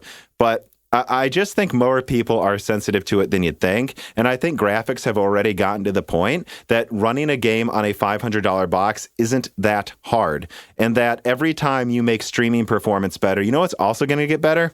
Well, you know, Moore's Law is maybe dead, but we're still increasing performance. And in fact, I think we might have increased performance faster than Moore's Law allowed us before because of like what's going on with 3D stacking and really some frankly crazy stuff Intel and AMD are working on right now. But so I think performance is just going to keep going up. Some of that's going to come with more cost. 3D stacking is crazy expensive, but some of it's not going to come with more cost. And so I think it's always going to be a $500 box looks better than trying to stream 4K. Because what, they just figured out streaming 1080p? Great, the PS5 does 4K. You know, so it's like there's whatever the $500 box of that year is, I think will bring a better experience than trying to make Stadia work. That's just my contrarian point of view. If I'm wrong, I'll go, you were right, you know, and I'll probably eventually be wrong. But I don't know. It's just starting to feel like to me every time they say we got better latency, we also are like, yeah, well, now my phone can run, you know, Fortnite, and like everything's getting more powerful though. Is it that hard to just get a $200 console, $400 console? I don't know that it is. Look at the Series S; it's only $300. Would you rather have that running in 1440p or 1080p, or would you rather deal with a 30 frames per second 1080p stream? I'd rather have the lower latency, and I think most people would notice it. Yeah, I think you're probably right. I mean, that was what I was saying about. And by the way, this situation to me is about tolerance, and maybe you're right. It's about what's normal to you and what you can tolerate as far as fidelity or lack of fidelity. And then this idea of a gateway drug, kind of getting people on board at the lowest common denominator and making them into something greater. I guess, and thinking and listening to you talk, I'm also thinking about emerging markets and infrastructure and all of that. I think India was a really big place for them to launch PS5, Sony. They were really excited about it. And so it's just not going to be that they're going to have a streaming solution in India in 10 years. And right. They're also not going to have a streaming solution in, you know, Butte, Montana in 10 years. So it's not like it just goes both ways. So I think maybe I'm a little too futuristic in this regard. I don't know, but a lot of people in the tech space say the same thing you do. Like it's going to replace everything. Some very smart people, older than me, you know, older, like 50 years old, own their own company. They're like, streaming's coming. And I'm like, then make it work. Google couldn't. Wouldn't it require, I mean, because I know Sony talked a little bit about this, but I guess getting streaming working the best would be you would have to create places all over the world, right? Like where the stuff lived, right? I mean, you would have to have... Stadia said they were going to do, yeah. Right. Like you're going to have a place in upstate New York for upstate New York. You'll need a place in Virginia next to you. They'll need to build a place next to me in Nashville. Then they're going to need to put these all over the place. And then it's like, well, so how many though? At what point is it cheaper to just send someone a $200 box? Exactly. Silicon's not expensive, you know, and so I'm very skeptical. And in fact, the thing is, performance is increasing again, but it's becoming more expensive to get more performance. And I do wonder, like, if AMD doubles performance again next year, which they certainly could, based on what I'm hearing. Okay, so now they'll have something that's like 3 times stronger than the PS5. But if they charge $2,000 for it, which by the way, they will, is anyone going to care? You know, and I think that's to bring it back to Kinnahoon's question. Like, how much of it do you, because you game on console, so I don't know how much you care about PC gaming, but like, how much of it do you see that at all in the comments, people being pushed into console from PC? Because at least I run into people saying that they're like, I give up, you know what, I've gamed on controllers enough, and I'm just going to get an Xbox or something. Yeah, I see that specifically with Xbox. It seems like Xbox is kind of the attractive target right now for a lot of people making the jump. But we've also been so belligerent towards PC gaming for so long on our show, you know, as jokingly that I think most people know that we'll just make fun of them or whatever, and then they'll make fun of us back for our various gaming preferences. But it's very strange. I often, do you know what what is the effect on supply chains and inflation having on these prices as well, and like how will... I mean, it's a complete clusterfuck. I mean, everyone, basically what I would say is, and I've heard you guys try to talk about it on Sacred Symbols, but yeah, so basically when the pandemic happened, TSMC, who basically makes freaking everything, it's actually becoming a monopolistic problem now, in my opinion, they actually put cycled down capacity by, from what I was told, 30% into 2020 because they're like, well, we don't know if the world's going to end, so we're going to make less stuff. And a lot of companies did this. Everyone thought demand would go down, but instead what you saw is the people that had money to spend worked inside, didn't commute, saved more money. So the people that would buy expensive products now have more money to spend, and they saved money. And then at the end of 2020, everyone just started spending, for multiple reasons. I mean, I think when it comes to high-end gaming hardware, it has to do with, I've been stuck inside for a whole year. I have nothing to do this winter. This sucks. I'm going to get a new PS5. If there was ever a winter to pay extra to high-end game, it was probably the 2020 to 2021 winter. So certainly, yeah, you're absolutely right. It's very interesting. I never even thought about that. So they totally guessed wrong. So and it happens all the time in history. We think that they were stupid, but it's like, put yourself in their shoes.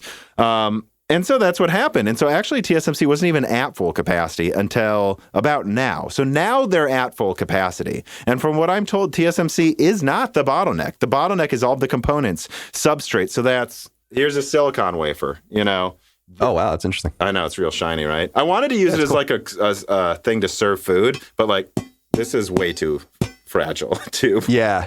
But this would shatter. Oh, that's super cool that you have that. Yeah, but so like these wafers are used by everyone, not even just people making PS5s. The substrate required to then print the stuff is in low supply. And to have new suppliers on board to build that, not everyone can make that. So it takes months to for AMD, for Intel, for Sony, for TSMC really, to okay these new suppliers. And so that's happening. And then there's also problems with power supply components and so basically what's happening is everyone's got caught off guard. They're catching up, and they will catch up by early 2022. In fact, prices are already coming down on a lot of gaming graphics cards pretty rapidly. So that's what's going on. And when it comes to capacity, it's I don't know. If Sony could have sold 40 million, they would have. I bet they regret not buying more capacity ahead of time, but they just didn't know. So I talked for a long time. I don't know if I answered every question you had. I bet I missed something you asked. No, I mean, it's interesting to get this kind of more technical insight into it because we hear a lot about the trouble with container shipping and the trouble with, and not just because of that thing in Suez Canal, but just cost of shipping containers has gone up 10 times. Well, yeah. So then there's a runaway effect, right? Right. Because then there's pent up demand. They didn't plan ahead. And because there's pent up demand, everyone starts trying to outbid each other for shipping, I did a video where I looked at a graph of increasing prices for the new graphics cards. And it was 1-to-1 with which countries had more commuter flights. Because they use commuter flights to ship half of the crap on Amazon, right? Because what they'll do is they'll just wait for the American Airlines flight you're flying on, perhaps to San Francisco, and they'll say, hey, these packages need to go there. We've got extra weight. And they make money, American Airlines does, stuffing the hull with all these extra packages next to your luggage. And so when people stopped flying during a pandemic, shipping prices exploded. Everyone was chartering flights, and stuff was most expensive in the UK. Why? Because they were flying the least. US was flying the most, for better or worse.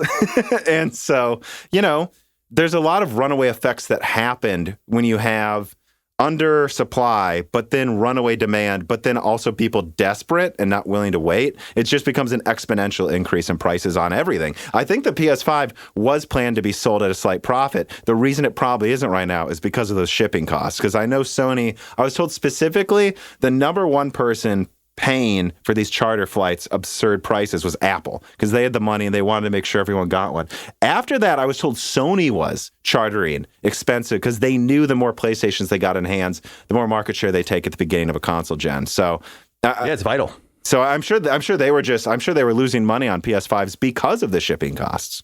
It probably so. And yeah, the inflationary cycle is being so unkind to a lot of this too, although it'll benefit their books later because they'll sell more units. And you might remember in the PS3 era when they literally were showing in their financials that the more PS3s they sold, the more money they lost. And it was this catastrophic cascading failure for them. They're in a much better state now and selling obviously meteorically. They can sell whatever they can make. So I'm sure that's urgent for them to get this over. And especially with such a resurgent and positive and popular Xbox brand that's doing really great right now. Well, I don't know how much time you have, but that does bring me to we've been talking for a while. That does bring me to one subject that I want to really try to touch on then. Sure. And you brought it up. So how do you see the current situation? It's such an open-ended question, but I don't know how else to say it. The current competition situation, ebb and flow between PlayStation and Xbox. What position is each one in? Like start wherever you want. You can start early, and like talk about what you thought would happen before launch or after. But like how do you see the competition between them right now? It's interesting because Microsoft is doing things that Sony simply cannot do because of the market cap that Microsoft has and the amount of money on hand that they have as compared to Sony. And Microsoft seems to be focused in a much more meaningful way, not only in Game Pass, but in this idea of just multiple subscriptions and how that will be a reliable revenue source for the company, not even just with Game Pass, but of course they've been doing this for a long time with their their Office suite and even Windows subscriptions and all of that. Like the idea of going and buying something and using it forever is going away. And Microsoft has been in the forefront in a lot of ways of trying to pioneer this in gaming. They did it with Xbox Live, which was considered to be like totally... Remember everyone on PlayStation used to make fun of Xbox Live until PlayStation Plus was forced onto them. There's a lot of console fanboys that make fun of a feature of another console. And then they're like, I remember with the DualShock on PS3, it didn't have Rumble right away. And there were just so many people like, I don't need a vibrator in my house. And the second they had DualShock 3, everyone goes and buys one. Yeah, you really wanted it, you idiot. And of course, that was because the Boomerang controller was so unpopular that Sony had no time to even make another mold. So they literally used the PS2 mold. It's off subject. I know what the hell Sony was thinking back then, but I'm sorry. Continue. No, it's okay. I think that era is hysterical. So I think Microsoft is making this big play that I think can seismically shift the way games are funded and the way games are made, for better or for worse. You're seeing a lot of positive talk right now out of indie developers, especially, that Game Pass has been a lifeline for them to allow them to have a predictable fee. And sometimes they work out different deals where it's by download or it's this, that, or the other thing on an individual basis. And it's very positive. But I fear Game Pass will cut down. Let me put it this way. Microsoft is never going to chart again. When they spend $200 million on Halo, that's gone. The money is now recouped, not with $100 or 100% or 70% rips on games sold, but rather on sustaining this ever-growing subscription model. And the subscription model is going to need to be fed more, and so on and so on. And it's going to ping-pong back and forth, and we don't really know where it's going to go. I think the only way Sony can fight back in this ecosystem is by really emphasizing quality. And that's what we really talk about on our show. I don't know if it's even a winning play. But when we look at it's like their only option, though, right? I mean, like, what else can they do? Well, I think you're exactly right, because I think what you saw with PlayStation Plus Collection, which is a really cool thing, and it's something that's understated because it's just next to Game Pass, it doesn't look very impressive at all. But I've made the case that there are probably 5 games on PlayStation Plus Collection that are better than anything on Game Pass. And if Sony can play that up and say, like, listen, you can go and play that shite D&D game day one on Game Pass if you want, and that's great, but we're going to have God of War, and we're going to have Horizon, and we're going to have Gran Turismo. And I don't know if it's a winning play for them, but I think it's their only play. And we saw something out of their financials, which was interesting too, which is Microsoft is going after a bunch of studios. The rumors are they're not done. And the rumors are also that they're going after publishers now, not studios. So, and we saw that with Bethesda, obviously, which is a publisher, but they're looking at other publisher acquisitions. They don't want individual studios now. And that is, I think, their Achilles heel. It's going to be very hard for them to produce, and I don't mean make, but produce. Executive produce 35 teams. Yep. And make sure that they're all working in tandem. Because I actually said, and because you listened to the show, I said months and months ago, Microsoft is aiming towards getting a AAA game out every quarter. That is what they want to do. They should be, with how many people they have. If they don't, they failed. Let's just be honest. What did they literally say, though, last week? They literally said, we want to get a AAA game out every quarter. And to do that, you're going to have to be organized. In Sony's financials, they took $200 million and earmarked it to give it to their existing teams to expand those teams. So we're seeing some of that. Like Naughty Dog seems to be making 4 games right now. Well, so that's an important thing to bring up too, because I was looking at this behind the scenes with my brother, who's the usual co-host of Broken Silicon, and he started like looking into studios. He like actually started actually considered doing a video on it, comparing the studios between Microsoft and Sony. And if you actually break it down by head count, they're not It's not like actually Microsoft has an advantage. They just have more studios. Sony's got these massive Guerrilla, Naughty Dog, hundreds of people working on multiple games at the same time. I could be wrong. Maybe someone's going to put in the comments I'm a complete idiot, but at least when Dan started looking into it, he's like, no, actually Sony's headcount in their studios is pretty similar. I think it probably is too, because you think about like PlayStation has a couple of tiny teams like Pixel Opus, right? But you're right, like San Diego studio, for instance, is huge. Like we don't even hear from them very often because they just make MLB. But that's a I mean, just in quotes, but that's a big imprint for them. And you're absolutely right about that. I also think the important thing, and we talk about it a lot on our show, is Sony needs to play strategically and not buy the cow when the milk is free. And so you see them doing that a lot, right? They I think are announcing prematurely a lot of these deals, like they did with Jade Raymond and everything, where they don't really have anything to show. But it's clear that they're eager to start making new second-party relationships, some of which in previous generations matured into first-party relationships. But you need to let that kind of take its course. And what I've been saying on my show is that Sony is a very deliberate purchaser of studios. They bought Sucker Punch, and then they didn't buy another team for 8 years. Then they bought Insomniac. Now they haven't bought another team. And Insomniac is just, I mean, look at the games they put out at the launch of this console. $229 million they paid to nothing. I know. They paid absolutely nothing. And by the way, they've been trying to buy Insomniac for 20 years. I can't believe they sold so low. I'm sure Ted Price is punching himself for that, but punching himself with still pretty large fist made of money. Yeah, pretty large stacks of money. I would agree in the sense that I don't know that I would need much more than that. But so I think that they have to play kind of deliberately and they're starting, because a couple of studios that I think they were interested in either didn't work out or walked away from them. I think Quantic Dream was a studio they were primed to buy at one point. I think that didn't work out right. In fact, the development of Detroit was a complete nightmare, as far as I understand, on Sony's side. And of course, all the things that come out of that studio is being sued by people, and there's a lot of stuff going on with Quantic Dream. But then other studios that they were trying to mature, like Supermassive, which I think would have been a really good studio for them to buy, ended up signing an 8-game contract with Bandai Namco. So now I think that they're starting to kind of settle down and be like, all right, who are the new teams? Mm-hmm. How can we get invested with published games and then have a tether so that, like we did with Sucker Punch after they made Sly Cooper and Infamous, we're like, we'll buy you. It makes sense. After with Insomniac, after Spider-Man, we'll buy you. And Ratchet and Resistance, we'll buy you. It makes sense. So I think they're trying to kind of settle it there. But I think the big problem for them is on the Game Pass front, and they need to figure out a way to speak to that, because they simply, PlayStation Now is not enough. PS Now has 3.5 million subscribers. That's fewer than 10% of what Microsoft has now. Which it didn't used to be like that either. But now Microsoft, it's really becoming a thing. It really is. It really is, and it's outstripping, like you said, xCloud and even backwards compatibility is outstripping the need for you to have the hardware. They're playing for keeps. This is an Xbox that we've never seen before. I keep trying to tell people that. About time, by the way. This is definitely a different breed of Xbox. A breed of Xbox that went to the board and got $7 million to buy a publisher. Or $7 billion to buy a publisher. I mean, and then they made it all back. Then Microsoft made it all back in profit the next quarter. But you have to go. You can't just go around and be like, we're going to spend $7 billion on this thing.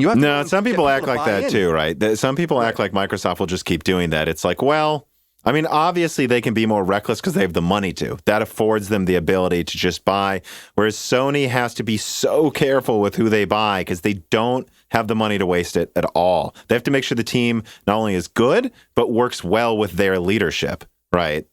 Right. Sony has less cash on hand than that Bethesda deal cost Microsoft. So that just puts you in the comparison, like the kind of money you're talking about, right? Like, so I think I said it on our show, for Sony to make the deal the same way Microsoft did, mostly in cash and with options or whatever, they would have had to go borrow money.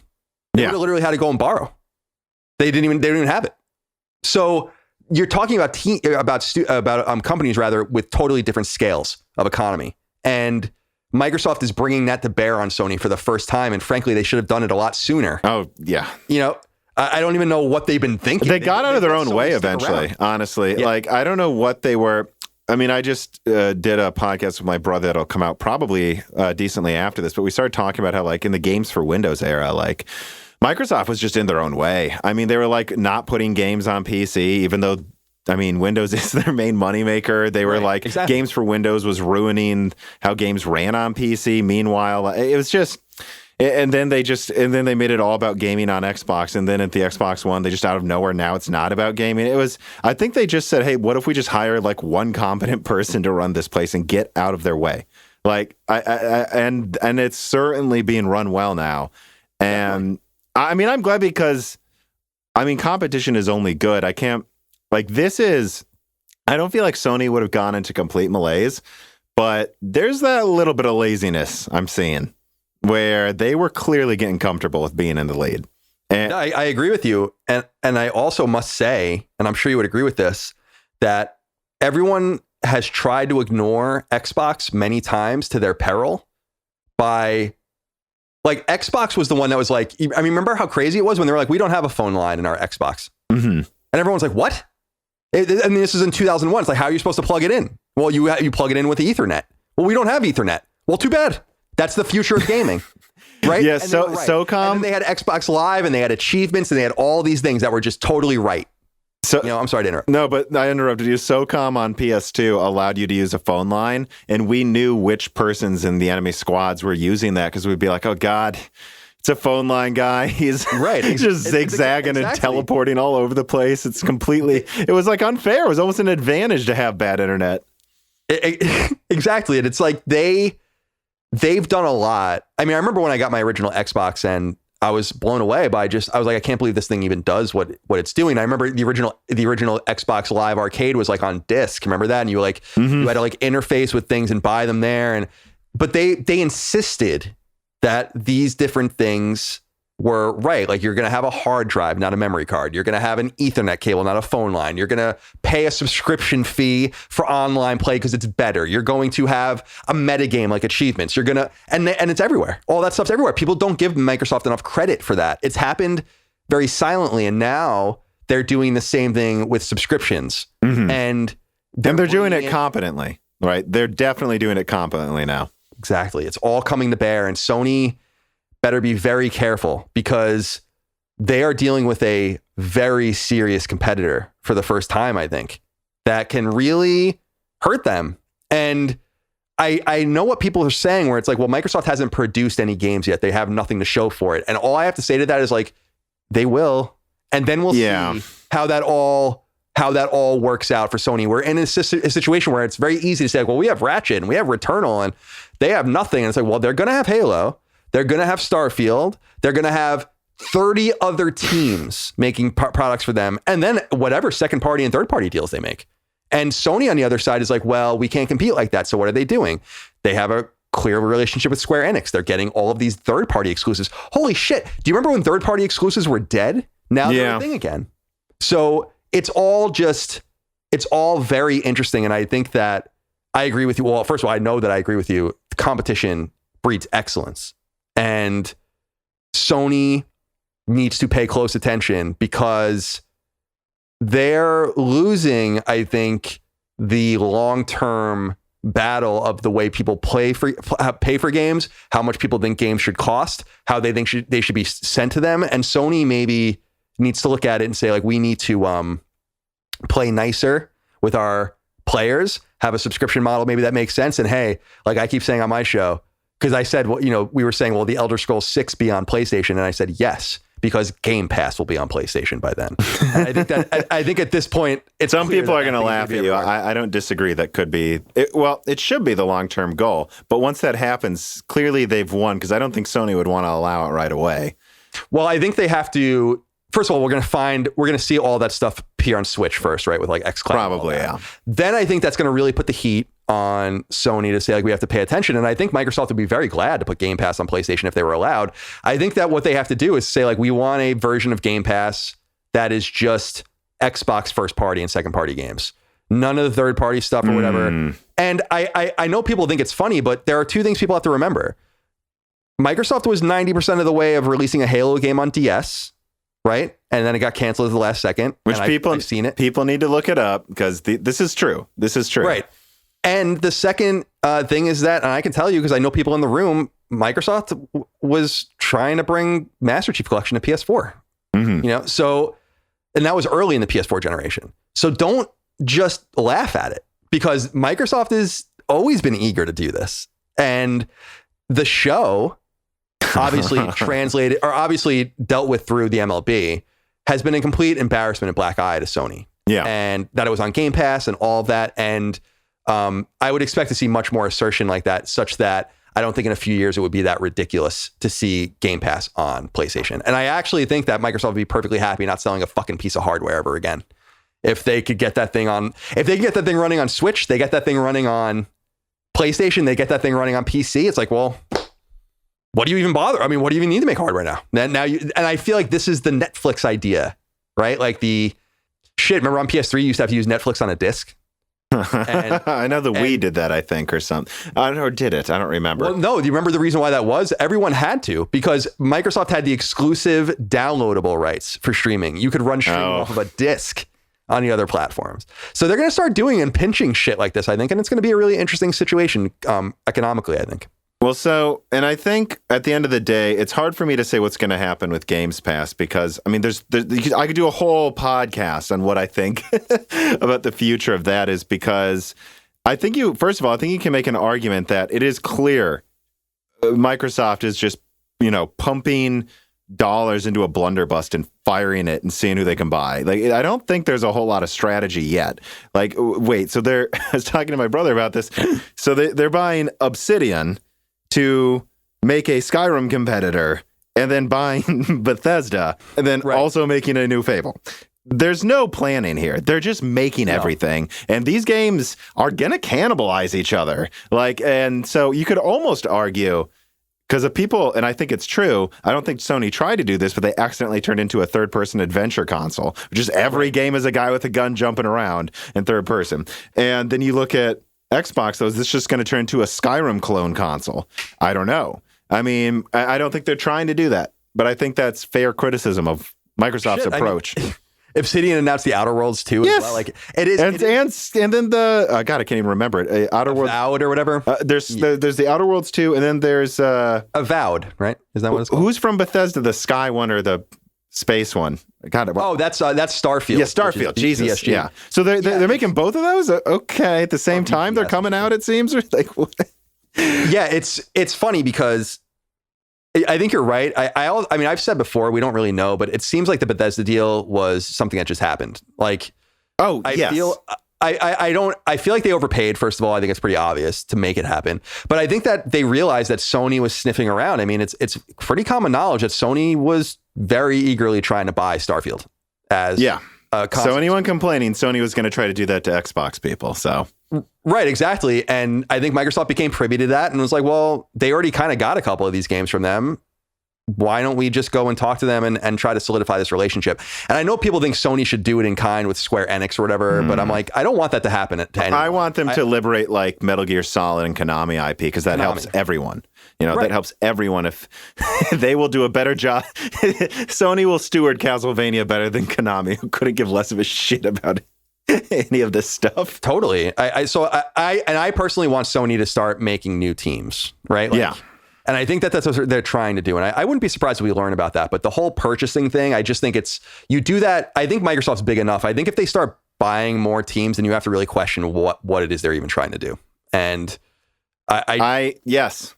Feed Game Pass probably, but I don't, at what cost? I don't know. Well, and so let me say this too. If you look at MLB The Show sales, it's still selling pretty damn well on PS5. Yeah, it's the third best selling game of the year. Is Microsoft sitting there and going, we paid all this money for this deal and fuck it. Sony's just making millions a month off of selling MLB The Show. People are still willing to just buy games and own them.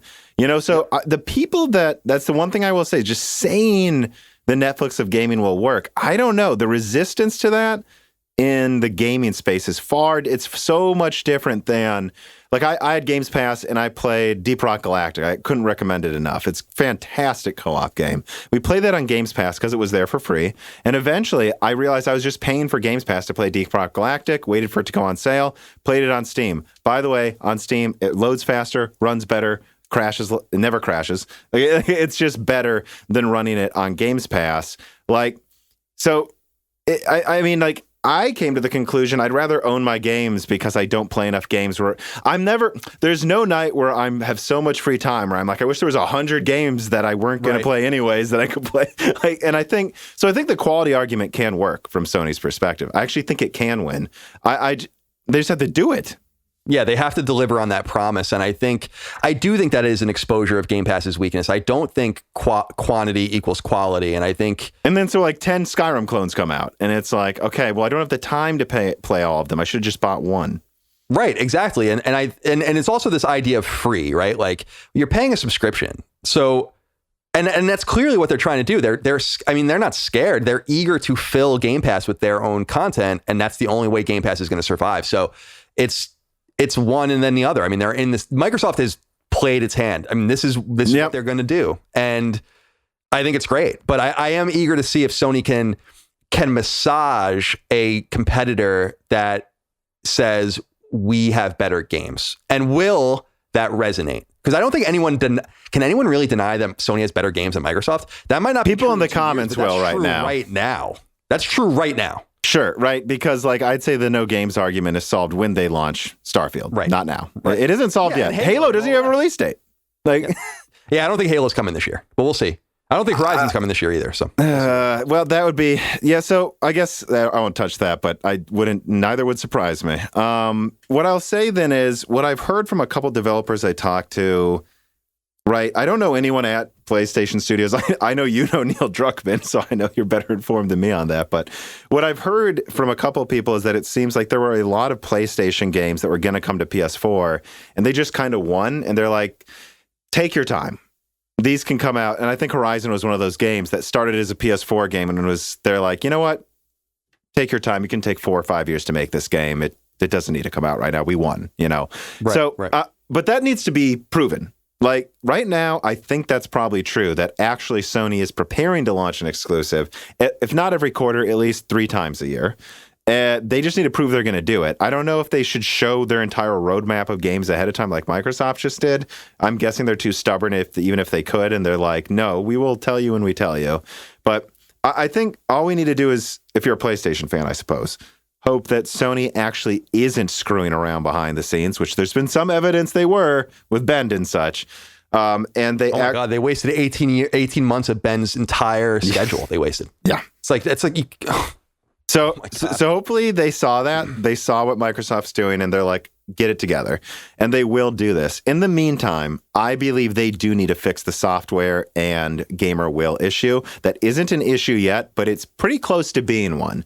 Like where they're just quiet, they're weird. They randomly say you can't get games on PS3 anymore. There's a disconnect, this weird corporate thing that frankly reminds me of how Microsoft was at the end of the 360 era that just kind of completely alienated their fans. Sony needs to make sure they don't do that. They actually have games coming out. They actually buy studios when they can. But like, I'm sorry, they need an answer to Games Pass and it's combine PS Now with PS Plus and like actually I agree. And I think in tandem with that, they do need to fix backwards compatibility because, and this is where knowing a little bit about the technical stuff, right? So PS Now to run PS3 games was literally still running like 40 nanometer or whatever they were on by the time they stopped making PS3s cell processors. Like they literally have clusters of cell processors still running PS3 games. It's insane, but they do. Right. They cannot do that forever. They will break. So they have to emulate. Right? I'm sure they have. That's what I'm saying. They have an emulator somewhere. They definitely have one because they're not going to keep making like 40 nanometer was like 2012 or something, or actually before that. That's what they were making it on.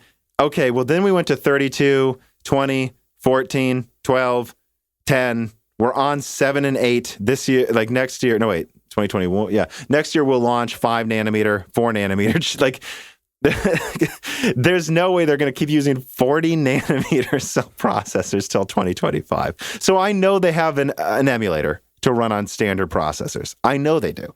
They need to, even if it takes work, it's like, so then hire a team of 100 people to sit there and just one by one, the top 100 PS3 games, port it one by one. How you don't need to do a full port. Just build a general purpose emulator, roll the game in, spend 1 month doing Q&A, making sure it runs in 4K. Boom. Release it on the PlayStation Store for $10.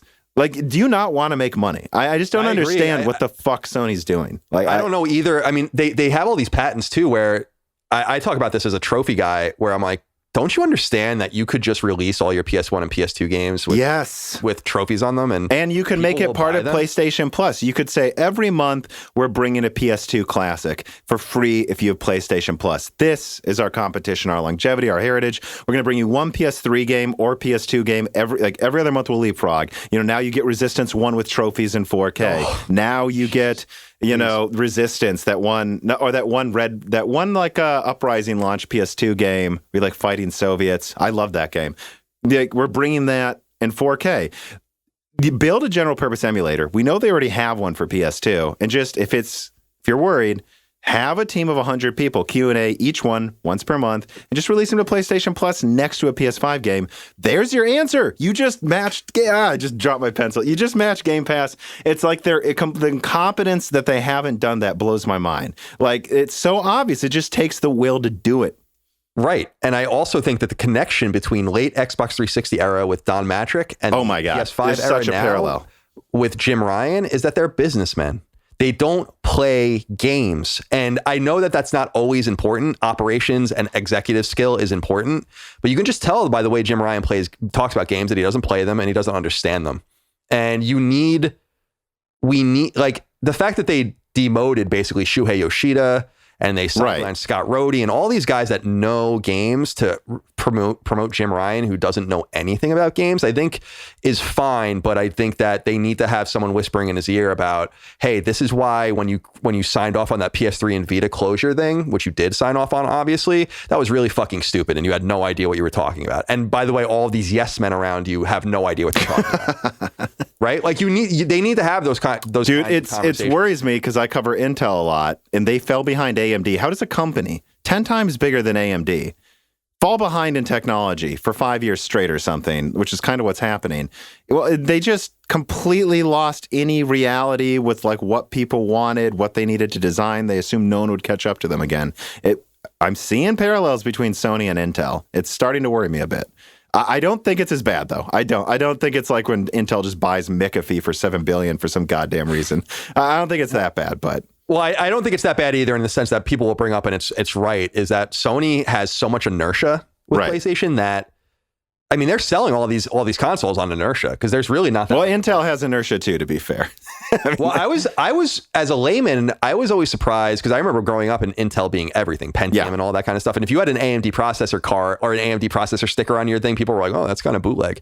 And now it's like totally different. I was like, "What? I closed my eyes and I was like, "Oh, what happened?" I was like, always the shit. Everyone wanted Intel, but now everyone just makes fun of them. Yeah, well, if you're that big and you're getting beat by your competitor, then that's a tenth. Hey, that gives Sony hope because they're smaller too, so maybe they can. Well, and that's the thing is that's always what made them compete with companies bigger than them is they had to succeed. Same with Nintendo. If Nintendo's gaming division doesn't work, it's a rounding error at Microsoft. Like, if it doesn't work at Sony, they're gone. So they have the heart. You know what? If they have the heart, I know they have the drive to win. It's going to be a very interesting year from now to see if they're full of shit or not. I'm excited. I'm really excited for the next year or so just to see what comes out and like what games come out, what games get pushed, and also just what the roadmap for Sony looks like. Because I agree with you. I feel like they're going to say something soon. They have to do an E3 First of all, that thing with Blue Box Studios, I don't even want to get into it. But me and my brother analyzed it in the last... I can't. But my brother thinks there's no way it's true. I think that it's too weird. Right? Like, I just think it's too weird for there to be nothing there, but I can't. See, that's the part of me. I brought it up. You brought it up. That's the part of me that kind of thinks it's true. But he brought up such a good point, which is just like, yeah, but like, how much money did it take to have this studio just sitting there screwing around? And I think that's the best argument ever is that this makes so little sense financially for this much effort to be put into this bizarre of a masquerade. The only thing that will be proven if this is true, because by the way, so like I know that Silent Hills could have been. I know I'm fairly certain there's Metal Gear Solid remake coming, and Silent Hills I was told was like a decent chance a year ago, but I haven't been able to talk to that contact recently, so I have no idea if it's still alive. Yeah, Metal Gear Solid I think is pretty much guaranteed. I leaked. I believe I leaked it first. Although I know you leaked Demon Souls first. You definitely get credit for that. Same team. Yeah. So same team. Oh yeah. See, you're confirmed. You've heard things too. It's Blue. It's Blue Point. Yeah, Blue Point's working on Metal Gear Solid Remake, and that's what I had like a whole deep dive I did in part of a podcast. Last fall. Yeah. I don't have it on this same. Like I knew I knew people that worked on Demon Souls, and sure. And so that was different. But yeah, I mean, I think that is what I understand as well. So we'll see what happens. I don't know for sure. I'm not saying that. Please don't, no one out there cite me. We'll see what happens. But well, I'm already fucked if it's wrong. But so who cares? I don't care. But I do have to run. I don't mean to be rude. Can I ask you one more question quickly then? Sure. Okay. Because this is from a friend of mine. If I didn't ask, he'd be disappointed. No, please. And he's you can tell he's my friend because he named himself after my parents' name just to screw with me. So he says, and this is his name on my Patreon, I love you, Lynn and Jim. So he's makes me say I love my parents every episode. That's nice. He says, TDC, the D would have been Dan. Dan is not here. First time, long time. Of the most established series in gaming, which do you think has the most potential to be knock it out of the park moment over the next year in terms of striking the balance between selling a lot of copies and receiving high reviews from the industry? A few examples on my list are the Tales of series, Final Fantasy. Well, they already announced that as exclusive. A new Last of Us and Metal Gear, potentially. But I'd love to hear your thoughts. Keep choking that chicken. Tom's parents, Lynn and Jim. It's not my parents.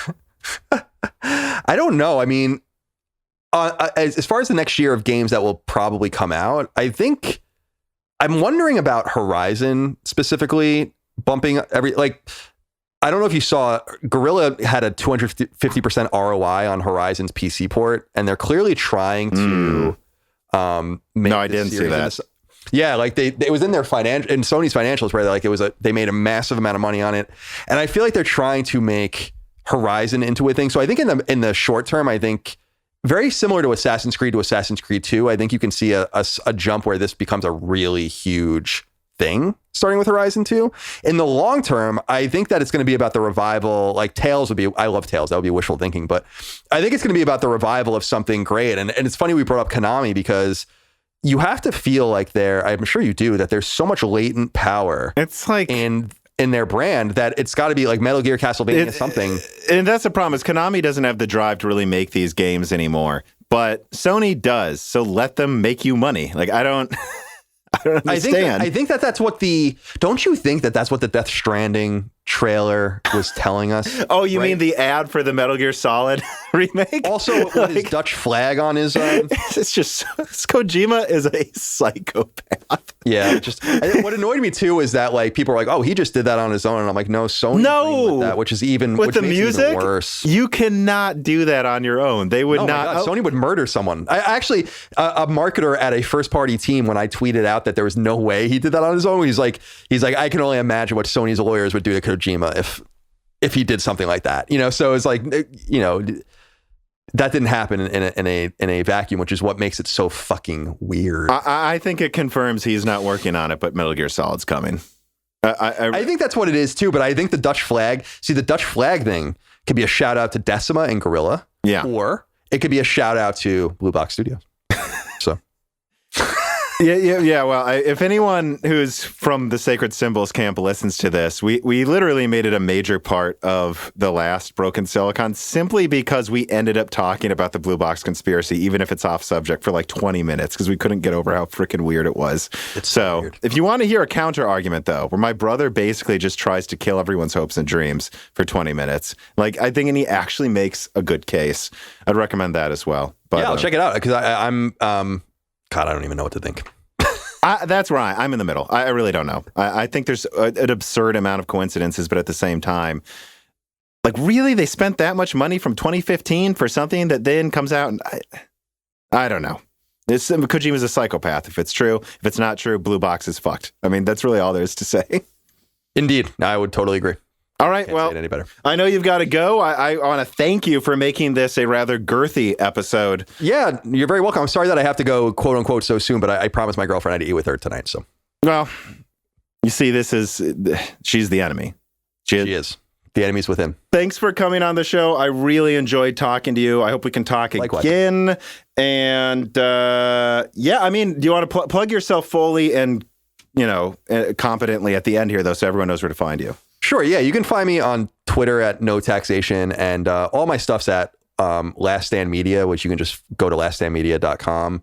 And you can find all the podcasts from there and Patreon and whatnot. So be happy to have you in the community listening. And thank you again for having me. I had a really great time. It's always nice to talk about games with people that really understand them. And that's what we love doing on our shows too. So it's great. Thank you for inviting me. Yeah. And I try to be a bridge. I try not to shame the people that don't follow. But yeah, thank you for coming on. And I guess that's it. Thank you to everyone for listening. This podcast was brought to you by the YouTube channel and website Moore's Law is Dead. Moore's Law is Dead and Broken Silicon are trademarks of their creator, Tom. That guy is me, and I am indeed the creator, editor, writer, and showrunner of Moore's Law is Dead podcasts, videos, articles, and other media. However, I don't do this alone. Moore's Law is Dead is a team, with Broken Silicon co-hosted by my brother, Dan, audio editing by Gerard Cortez, and special assistance by Carbon Cry. Find all of our information, including the information of sponsors you can support, at www.mooreslawsdead.com. If you would like to send fan mail or hardware to us, please mail parcels to Moore's Law is Dead at P.O. Box 60632 in Nashville, Tennessee, zip code 37206. And speaking of fans, patrons are what makes Moore's Law is Dead content possible. The aging business model of spamming ads all over the content is dying. The future of media will be built on fans paying for the content they actually want to exist. And so if you have the extra money, but only if you do, please consider supporting us. For just $2 a month, you get access to the exclusive podcast Die Shrink, voting on subjects of future podcast episodes, the ability to have your questions read aloud on Broken Silicon, Die Shrink, and Loose Ends, and of course, access to the Moore's Law is Dead Discord, full of like-minded people who would love to meet you and talk to you about computer hardware. I am one of them. Additionally, higher tiers get access to ad-free episodes of Broken Silicon, the entire back catalog of Flyover States podcasts and other projects Moore's Law is Dead has done, and thanks in the credits of videos and other perks as well. And hey, if you can't afford to support us, please do share Moore's Law is Dead videos and podcasts with friends and family on social media, Reddit, and forums. And give Broken Silicon a 5-star review on Apple Podcast or your preferred podcast app. All of this really does help so much. And if you'd like to advertise on the podcast, hire Tom for consulting, or are a person of interest who would like to be a guest, please reach out to the email address mlhbdead@gmail.com. But as I said, this podcast would not be possible without its patrons supporting it, and so now it is time to give a personal thanks to the greatest of the fans. The following supporters are at the 10 gigahertz or higher producer levels: Brad Medlin, Telos GUK, Benny Berlin, Justin Yacht, Thomas Rupp, I Love You, Lynn and Jim, Ivan K, Tom Bailey, Muhammad Al-Kawari, Frederick Lau, James Crassa, Justin Parrish, Zachary Martin, Terrence Herod, Drita Folt, Phil S, Courtney Elliott, The Ninth Dude, Greg Renegard, Josh Law, JBG, Travis Gooding, The Mechanical Philosopher, Lebo King Kilo, Fatboy Diesel, Daniel Hyde, A Guy in PA, Nathan Mose, Cole Addict, Matt Salem, Aaron Close, Juan Garcia, Sean Valmer, My Name is Nobody, Judson N, Alethros, Jensen Wang, Hey There's a Kitty, Greg T. Wanchik, Ivan 214, John Jameson, Benjamin Cannon, Matthew Lane, Mark Raidmaker, Jan Rauner, Chris Licata, Maggie McGee, Ali Robertson, Eric Jackson, Jonathan, Patrick Groh, Evan Dingle, Dominique Koch, Stefan, Original Ross, Tick Tickler, Joaquim Hagan, Total Silo, Sol Carter, Michael Costa, Andrew S. Blake, Aaron Keith, Gregory S. Acker, Endless Loggins, Tom Sanfilippo, Justice Brennan, Zoot Suit Taylor, Trevor Power, Stu Elenia, Nanyan, Daniel Nishbal, Franco Frederic, Dan Galanowski, Alex Carastillo, Dark Rain 2049, Lane Perry, Joseph Karaman, Carlos Valdez, Carnivore Bear, Denovan Russell, Zabra Z. Burr, Zlicky, Martin Porshegi, David Cowden, Ricky Tanhulim, Patrick J.S., Justin Staples, Freddie Canoas Jr., Stefan Coates, Kiwi Phil, DeHoo, Sarah Light, Anthony Gareffa, Matthew Griffin, Eddie Del Castillo, Joseph Loria, Luis Correa, Deke, Cheesy Ramen, Raul Abineni, Tim Robbins, Jake Dude 23, Brian Riggleman, Justin Gower, Caillou Markelli, Dave McCoy, Valco Malev, Gabe Langner, Ronnie, Morton Svensson, Michael Deaton, Thomas Summers, Maurice Courtois, Wesley Sager, Scott Ref Schneider, Mai Sharona, Y. Trui, Roman William W. Draper, Air Rats, Wakir Khan, Henry Zhang, Stephen Hart, Christopher A. Butler, Greg, Peter Moore, SS, Justin Thomas, Sam Miller, Sammy Malas, Kevin Chen, Shakir, Nick Rakin, Holden Mobley, Matthew Lazier, Arpit Sharma, Meat Import, Jimmy NG, Mads Beachhorn, Benjamin Oshley, Z Jits, Shield TV Couteau, Dane P, John Wizink, Sam Venzel, Mark Mitchell, Brucha, Jeremy So, James Anderson, Jesse Jaskowiak, Ian Clifford, Tyler Lindley, MJB1, and of course, thank you to Sahara for the music.